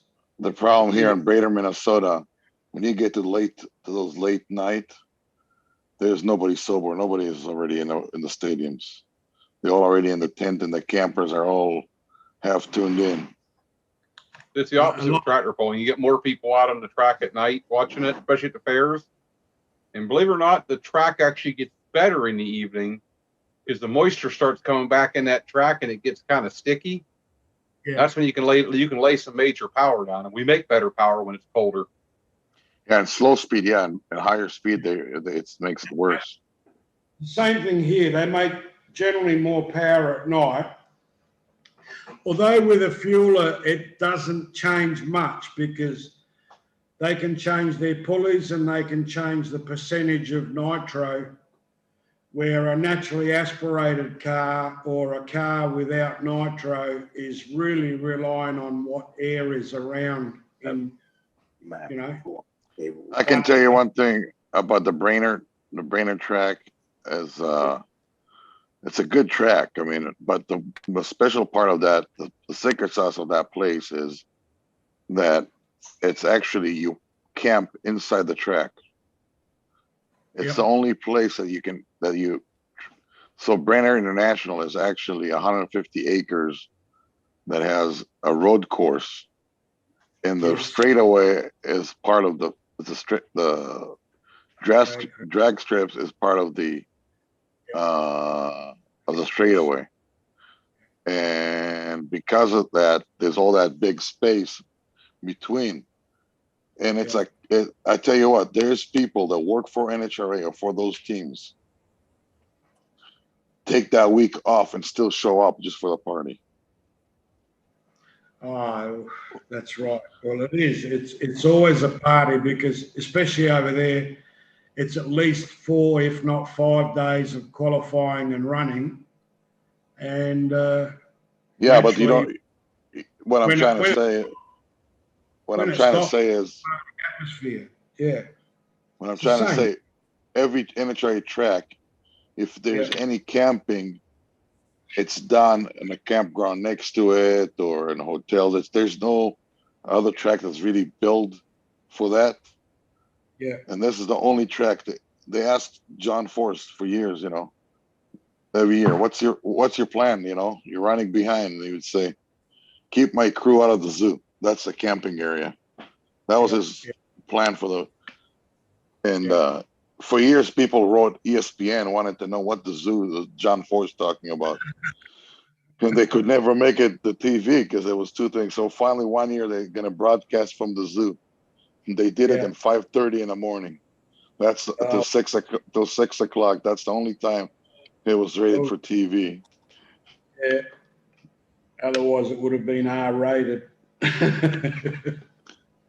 If it was I-rated, it was probably a good shape. Yeah. Now we they know how to party. That's all. Go to a NASCAR race and watch what happens. Yeah, I mean we party hard too over here. I'm telling you, drag races, they fucking like to drink, man. And when racing's finished, they'll push the envelope on the can on the alcohol. Some may pay for it the next day.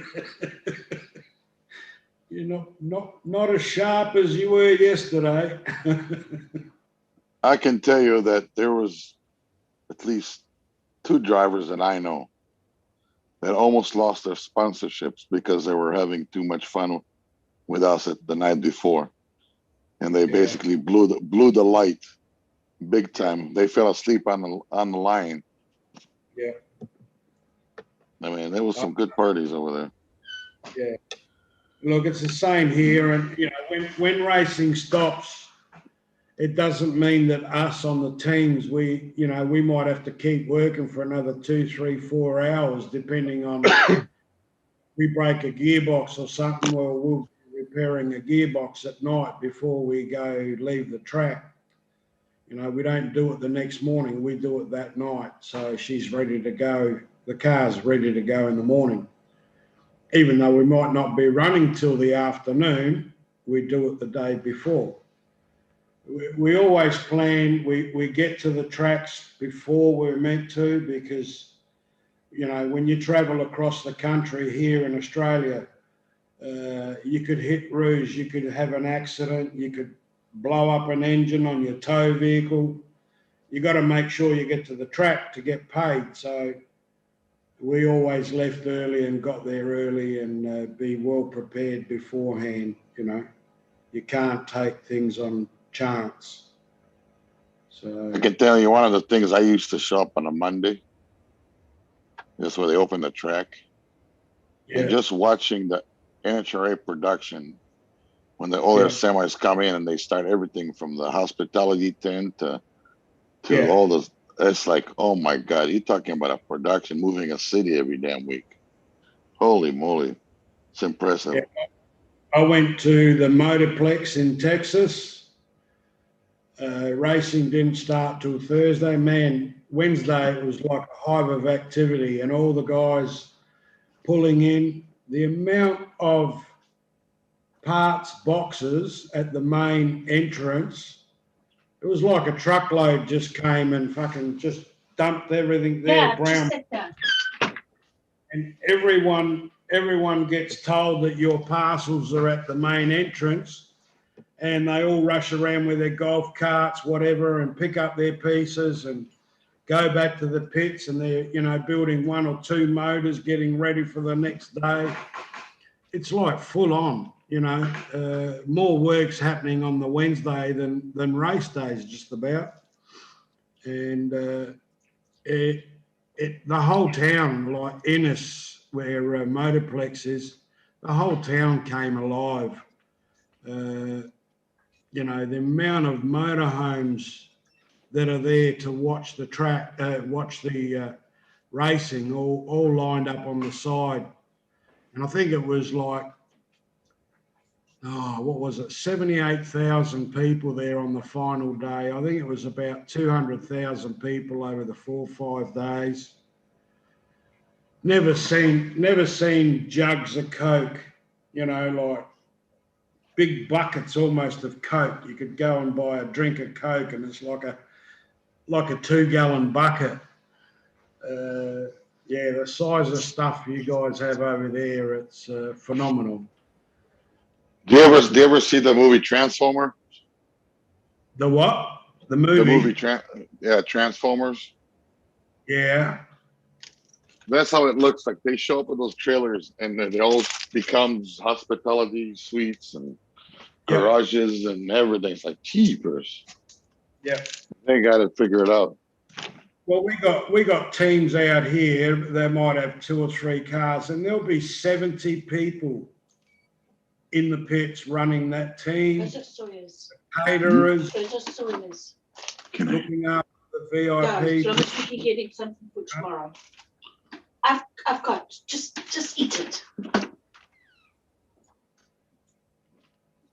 And it's a big show. It's always a big show. The amount of, you know, we're over here. It's to see who's got the best trucks. You know, they do have prime movers. You know, your tractor trailers, but the amount of Dodgers, the amount of Chevy, Ford trucks over here. It's Julies, 454s, fucking 8-9 litre motors. And that's all just in the pits to get the teams and everything there. We don't. I tell you what. We don't Coca-Cola and Powerade and all the Coca-Cola product, they're fine, but nothing was better when it was Winston. Oh, you're talking about some. That's right. Cigarettes. Same here, Casper. One of our drivers, he was sponsored by Chesterfield, Winston, for 31 years, the longest sponsored person in motorsport in Australia. And he used to run a top fuel team. 31 years he was sponsored by Winston. And that's gone now. It's all either alcohol or internet. I'll tell you what, they had they had the Winston girls. Oh my God, they had them picked up before stuff was not political correct. You know, Yeah, no, that's right. We they know how still to. we still have women at the drags. I mean, we were sponsored by Valvoline when we ran Pro Stock, and they supplied us with all the shirts, pants, this and that, and we put girls on with flags, and generally we always had 2 girls with us with the Valvoline flags, and that pulls the blokes in, pulls the chicks in, pulls them all in. Great fun, to have Valvoline as one of our major sponsors at the time. It was great. Winston knew how to throw a party. That's all I'm saying. And I used to be a smoker, and if you and depend which state.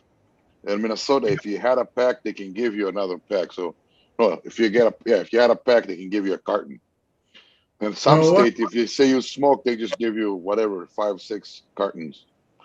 I'd never seen chewing tobacco till I came to America, and what was it? Is it Skull chewing tobacco? And oh man, I tried that. I thought, how the fuck can you chew on this shit? It's just like smoking. It's just like chewing tobacco, and it's just like, oh. That's what it is. It's chewing tobacco.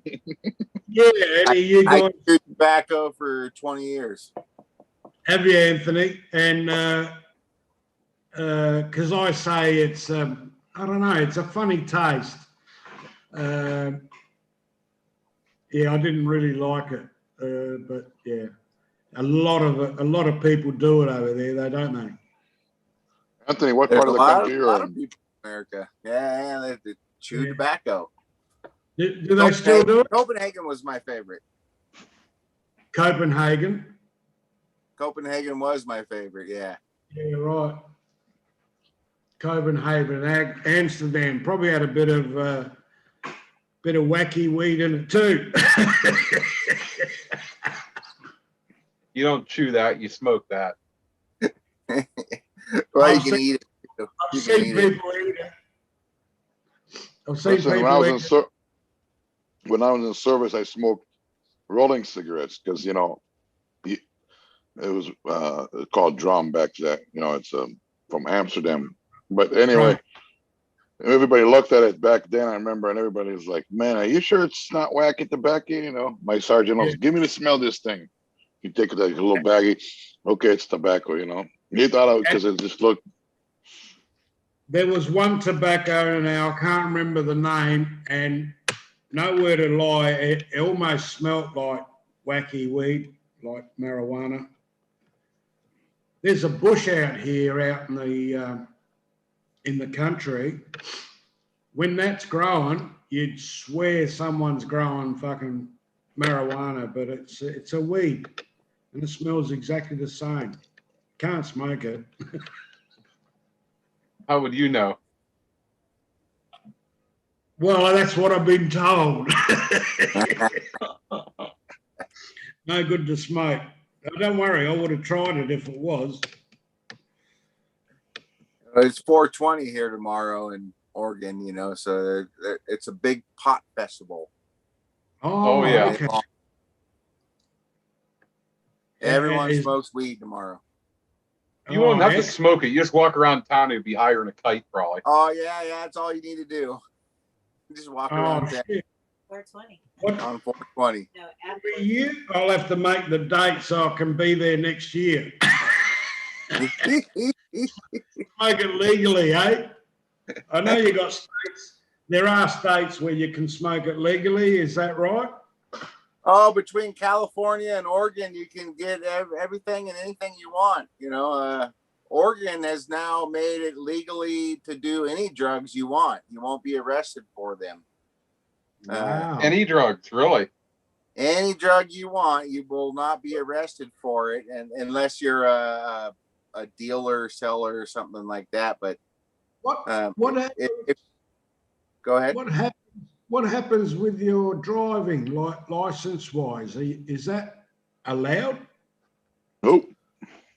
No, Oh, that's so- still not. It's still a DUI. So if you're under the okay. influence of marijuana, you're going to get a DUI. But how do they know when you're under the influence? That's the thing, is they don't have a test for it yet. We do. Yeah, they do actually. They have a breathalyzer they for it do. now. They do. We do it Oh, do they? here, yeah. And the problem is that you're not allowed to drive with it. So that's what I thought. What happens over there in the States where you can smoke it, but surely you wouldn't be allowed to drive with it.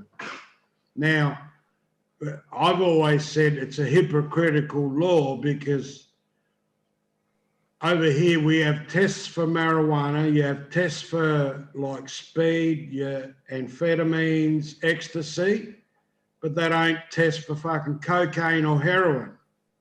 Now, I've been to court a couple of times because I've driven with it, and I've been to court and told the bloody judge it's a hypocritical and unjust law. And he goes, oh, what do you mean? I said, it doesn't do all drugs. He goes, yes, it does. I said, not the lick test, don't. I said, you can drive up in your Mercedes. I didn't say a judge, but, someone high up could drive up in his Mercedes, do a lick test, and because he's on cocaine, it doesn't pick it up. I drive up with my marijuana on me and it picks it up. Hypocritical, unjust. Oh, no, I can't do anything about that. If you want the law changed, you've got to go to your member of parliament. I said, well, what's the fucking chances of that, To me, it's hypocritical. It's all drugs or nothing. And it's all money for we call it money for the state over here. Yeah, we call it revenue raising. Yeah. Government. Same thing. They don't know how to tax marijuana, right? Mm-hmm. Because it's illegal in a sense, but who's made it illegal? One person. Mate, it was put on this earth by God. It grows as a weed in countries. It was put on this planet by God. It's not, it's not manufactured out of, I told him, I said, it's not cocaine. I said, cocaine, they use fucking petrol to refine the shit and it goes all down the waterways, But marijuana, it's. Well, once they make it legal in the States, like California and Oregon is where I spend most of my time, and they've made it legal here. So now what they do is they grow the weed and they travel to the other states where it's not legal and sell it for twice as much. Yeah, but the government will be getting something off of those states where it's legal. Do they get something out of it? Oh, they're taxing it. There's a 30% tax. Yeah, they tax the hell out of it.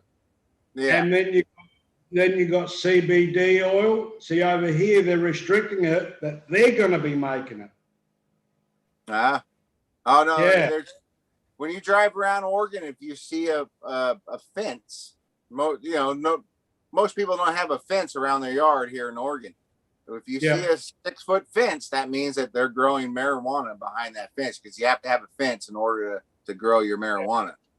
Yeah, well, see here they're growing, like in our state, CBD oil will be legal in about 12 months. And at the moment, they're growing the seed and the plant to manufacture the stuff. So they need enough seed to get it all happening over the next year or so you can boost, have enough for everybody. But that's all going to be legal, and it's like, yeah, okay, but what about us poor smokers, like they're still going to throw the book at me Sure. if I'm out on the road smoking. So at the moment, I'm trying to get my license back. Because they still want their revenue. Oh shit, yeah. That's why they've legalized CBD oil, because they realise they can make money out of it. And but here's the funny part. Everybody thought, oh, it's gonna be legal. We're gonna have all this taxes and all that stuff. Let's be honest. You've been living how many years in Oregon and California? Most people My have whole been life. acting. Most people for years are acting like it's legal anyway. You could get it easy without a problem. You can before the law, and you can get it easy Yeah. after the law. And guys that has a guy that they bought it from, they still buy it from that guy, and it's probably half price from when you buy it at the store anyway, because the store has to have the taxes and the facility and the. Well, But the dude that was growing it up and bringing it from wherever, he doesn't have that overhead.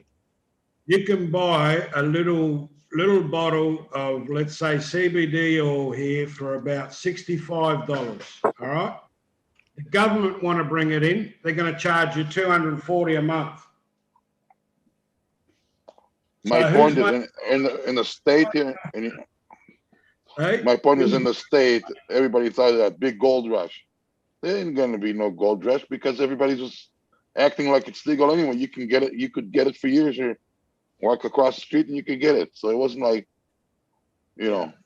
hard to get before, It didn't make it that much easier, that's all I'm saying, by making it legal. Yeah, well, once the government stepped in, it actually caused more problems, than when it was illegal. Like I said, so now they're growing. You have your CBD farms where they can have acres of hemp plants. They don't call them marijuana plants; they call them hemp plants. That's right.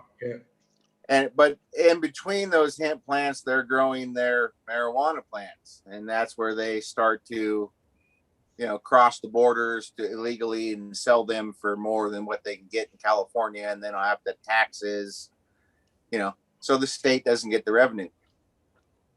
Anthony, I'm 64, going 65 in June.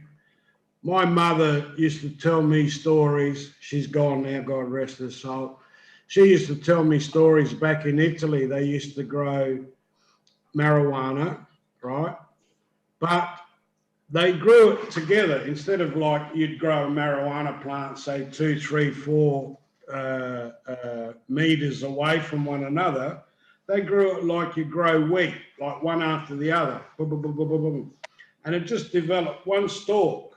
But at the top of that stalk, there was a head. And all the old Italians, they used to chop the marijuana down, take the top bit, and apparently the old guys used to smoke that. And then my mum, the ladies, would go down to the river and they used to thrash. If you've ever seen a dope plant, the stalk, it's basically just a group of like straws, okay? And that's how it feeds, through the straws of the stem. Well, anyway, she as a young girl, before she was married, they used to go down the river and they used to thrash the stalk on the rocks of the river, and then once it's all broken down, then they'd go back home and weave it all. Do you know, we had hemp sheets. I had hemp sheets as a child that she brought from Italy, and I reckon I was 35. I'm still in the fucking same sheets that were made out of hemp. Never ever fucking broke. Never put your toes through the sheets. You go and buy sheets today and your toes will go through your sheets. Well, that's the whole point was when they made it illegal in the United States, because the what they call the decorder basically would make all that cotton basically useless, because they figure how to weave the thing mechanically. That's why they made it. But I have a whole different problem with this spot. It stinks. And you walk in hotels, and I'm talking nice hotels, Hiltons, and you walk in the room and it just reeks. And somebody walks in the hallway with a little electrical cigarette with that crap in it, and it reeks. And it just is like keepers. It's like you go outside. And don't get me wrong, I was a smoker not long ago. But I can't stand that smell. It's just, I mean, you land in an airport, you know what state you're landed just by smell. Oh, Yeah, see that you wouldn't see that really. You see it a little bit on the street, but not much. People do it in house. You know what I mean? No one's going to stop you from smoking or eating it, making cookies, whatever. You A go to lot of people, California, they're not doing it in house. They're standing out in the street smoking it. yeah, Oh, it yeah. used to I be. bet Oregon's the same way. They just walk around and do whatever they want. It used Oh, to it's be like everywhere. that. It's illegal now, you see. So you wouldn't want to get caught on the street, even though people do it at sporting events, you know, whatever, football, fucking down the beach. You always smell it. But problem is you can get caught here and you get fined, and you could, if you're driving, you lose your license. Smells like BO. That's the problem. Hey? The problem is it smells like BO. That's the problem. Mate, you You're must have. smoking the wrong stuff. It smells like that, man. What is Should be that? smelling like a skunk. Yeah, whatever you want to call it. It just reeks. And go. I mean, I have no problem. People do whatever they do, but I just can't. It just blow. Hey, I try to stay. what's the difference with that or alcohol, man? More people get wiped out and crash and that with alcohol than what they do dope. Mate, I I've don't. driven. I don't I've care. driven. I don't. Alcohol smell is sweet. I don't. It doesn't bother me at all. It's the smell. I don't care about the smoke. What people get out of it. It's the smell that I just can't stand. That's my point. I just like do whatever you want to do. I don't care. I'm not arguing for or against. I'm just saying I can't stand the damn smell. That's all I'm saying. Yeah. Well, like they say, a drunk person runs a stop sign. A stone person waits for it to turn green. Yeah. Exactly. Hey, I've said that often, especially at my age, mate. I'll do any driving test you like. You can even supply the dope for me or get something really strong. I've driven all around this country being stoned. It doesn't fucking do a jack shit. I actually, you know, if I don't, because I'm not smoking at the moment, only because I'm trying to get my license back. Okay.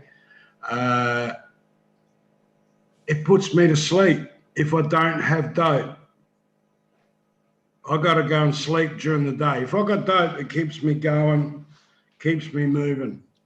Well, you know, it's 420 right now. Hey, 420. Where you're at, Nick, right? Yeah. Yeah. 420 what? In the morning? No, the date, 420. Oh. National Pot Day. It's legal. It's still 9:51 here in Oregon. No, yeah, you fuckers are on that weird time zone shit there. Yeah, right. If I get caught, tell them, look, it's legal today in Oregon. There's stores all around here. Right? You can go anywhere you want. You can pick up a gram, a quarter, an ounce, joints, blunts, they call them, you know, rolled in cigar paper, whatever you want. You just walk in, you buy whatever you want. Right, but buy a big old pack of cigarettes already pre-rolled with the joints. Yeah. That's what it looks like. Yeah, already rolled. Beautiful. Friend of mine I'm probably gonna do that tomorrow. You know, since it's 420, I haven't smoked any for a long time. I might just do that. Yeah. Go to the gas station, pick up a joint. Anthony.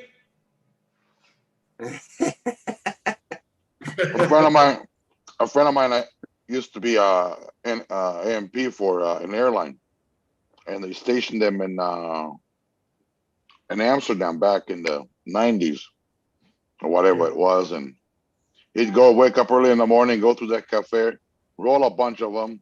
They pay him for rolling, and then go have his lunch money, go work, come back, roll another whatever 50, 60 of them, get paid, go have dinner, and go to bed. He did that like for 3 years. He says, because that was all cash money.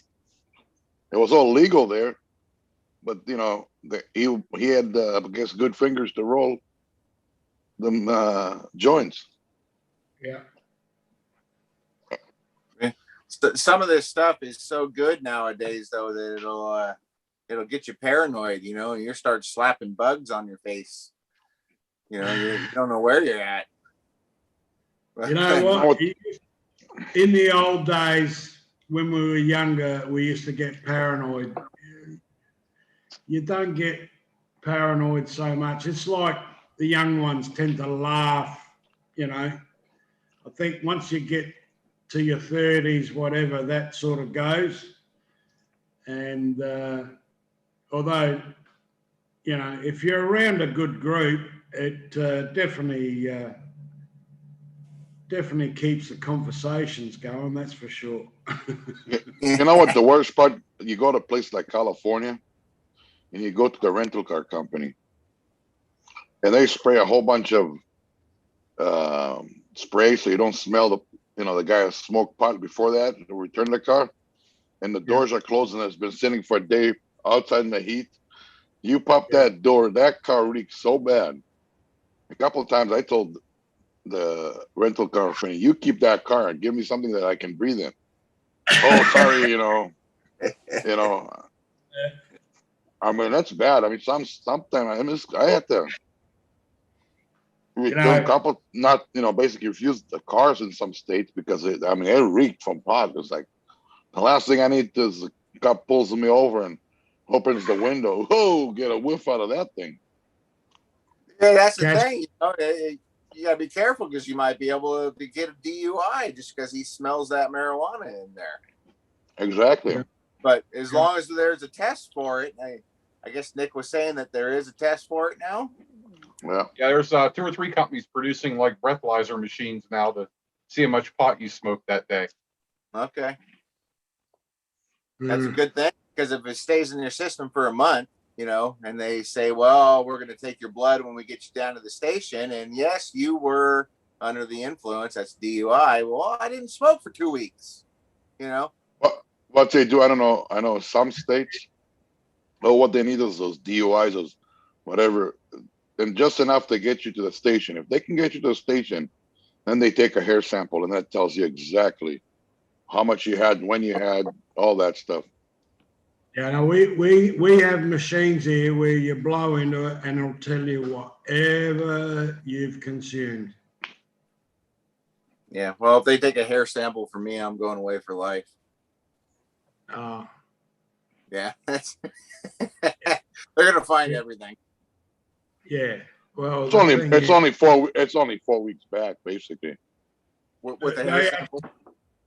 They actually say now, don't smoke marijuana and drive for 10 hours, which is bullshit, but yeah. I'd rather see people smoke marijuana and drive. There's less road rage incidents. For sure, yeah. And a hell of a lot less crashes. Guys got a couple beers, they do stupid shit in the car. They're smoking weed, they ain't doing nothing. They're going under the speed limit. Yeah. Have a hard time doing the speed limit, getting there when I'm stoned. That's right. Yeah. You're more cautious. You're more aware of what's going on. Unless, it's the same with anything, right? Unless you're tired, mate, you could be on speed and you'd still fucking fall asleep. You know what I mean?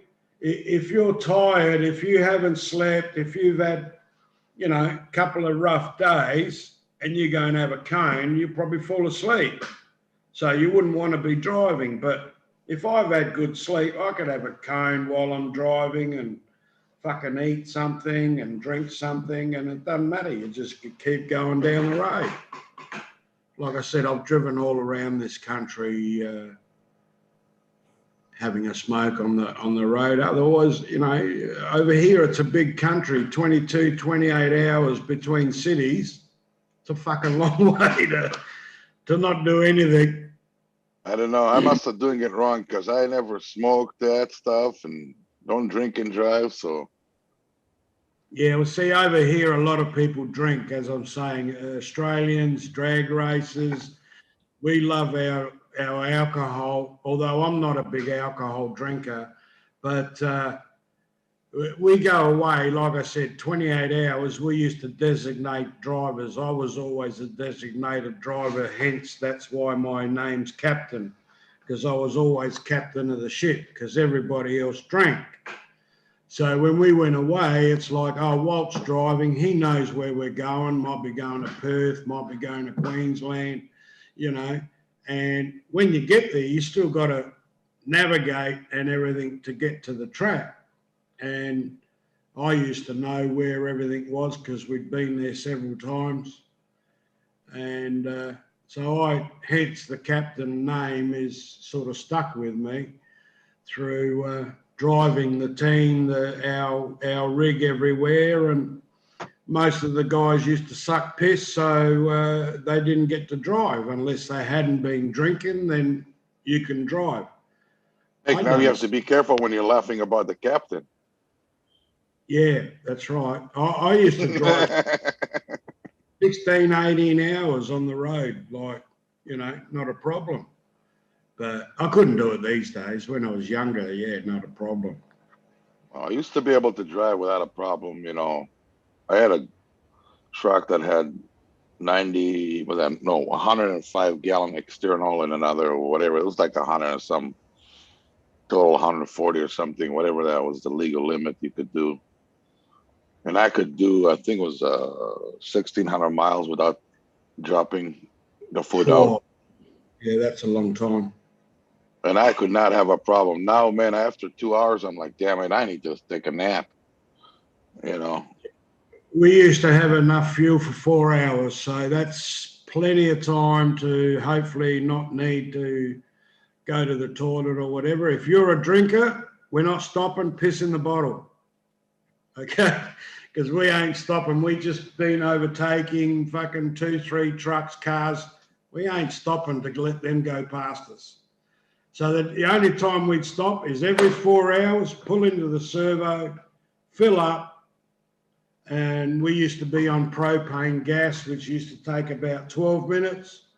That's enough time for the whole crew to jump into the toilets, go and order some food, whatever, be back in the truck when it's time to go. Otherwise, we're leaving you behind. We never stopped at truck stops to eat. We'd buy our food and eat on the road. I'll tell you a funny story. About 20 years ago, we got a contract from Army Corps of Engineers right after a hurricane. And I had to make to Florida as fast as I could. We were several pickup trucks, but I was the lead guy. So I was the guy with the wallet, right? And I drink a lot of coffee. And but I'm like, we stopping every 300 miles because I know that most of those pickups can do the 300 miles. And after that, depends what the model in the year, you may get risky a little bit there. So we pull on the gas station. I pay for everybody for the gas, and then they pay. So after like whatever, the second time we fuel, they look at me and they say, how the hell, you know, because you can do 300 miles, man. We had to hold that piss, you know, we knew you wouldn't wait. I said, don't you know about Gatorade bottles? We can get our bottles. I was just gonna say Gatorade bottles. I said, that's what it is. I said, oh, and then I was saying it jokingly. And then I was paying for all the, you know, whatever that, you know, gas I paid for everybody, right? For all those. And I'm starting to walk on my truck and I look in the back and they all carrying whatever they come in a pack, 24 in a pack, you know. Two of the truck along, they're probably just thirsty. And it's no way they just because I joked about it, right? We're about 100 miles, you know, out of that gas station. I look in my rear window and I see a bottle gets open and get dumped. Like, one of those 5 guys need to go take a leak. Hey, I'll tell you a story. I'm like, man, I thought they took it too seriously. Drag race. You need that wide opening of the Gatorade bottle. Yeah. Drag racers love their piss, okay? Many years ago, one of the or actually it was 2 teams going from South Australia to Perth, which is 2,800 kilometres, which is what, about 2,000 odd miles, okay? These guys love their piss so much that they worked out they needed 50 cartons of beer to get to Perth. So one guy, all he had was a trailer with, they got 45 cartons of piss, right? By the time they weren't even halfway there, and one of the guys was complaining, see, I told you we needed 50 cartons of beer. We're going to fucking run out, right? Because our beer back in the early days wasn't available interstate, and these guys knew that the Perth beer was shit. You don't drink their beer, so we better make sure we got enough beer to take with us. They weren't even halfway there, and they're having arguments. See, I told you we haven't got enough beer. We're going to run out before we get there. 45 cartons of beer, and they didn't make Perth 2,000 and something miles, man. But there was about 8 of them. How much in the cart? 24. Like 24. Okay. Back in the days, they would have been stubbies, you know, the little glass bottles. Yeah. I think because like most of them didn't like cans, they liked stubbies, the little bottles. Little 12 ounces. Yeah, your general 2 dozen beers, you know. If you guys were smart, you'd have bought a couple kegs, just had a little hose coming through the trunk, you know. Yeah, Cap in the truck. pretty hard to all be feeding off of a keg, isn't it? No, you just pass the hose back and forth. Red Solo cups. No, it's a funny story. When you think of some of the things that we've done that happens on the road. I was driving my own vehicle, towing a mate's race car. I'd had enough of driving. I said, you guys keep going. Here's the keys to my vehicle. I said, I'm going to go. Mate had like a luxury Fairlane marquee, all leather, air conditioned, cool, smooth. I said, I'm going in the car with him. Anyway, we got going and we ended up traveling a couple 100 miles and never saw my car catch up to us. Thought, what the heck? So we pulled over. Lucky there was a whole lot of other drag racers that had pulled over on the side of the road. So we pulled over. Next minute we're there and coppers roll up, police roll up. And they pull up right next to us and they reckon they sort of wind the window down and looked at us, said, right, who's the dickhead with keys in his pocket? And I just looked at the copper and put my hand in my pocket and I still had the fucking keys to the car. These guys were stuck back 200 odd miles. It took us over an hour at 100 miles an hour to catch these, go back to where we were to give my mates the keys to my car to get going. Oh, that was most embarrassing. They still remind the term drinking piss. Yeah, Drinking the captain piss. fucked I never up. heard that. The captain fucked up that day, Anthony, and they still let me know about it every now and again. Yeah, the term drinking piss, I've never heard that before. You know, my wife and I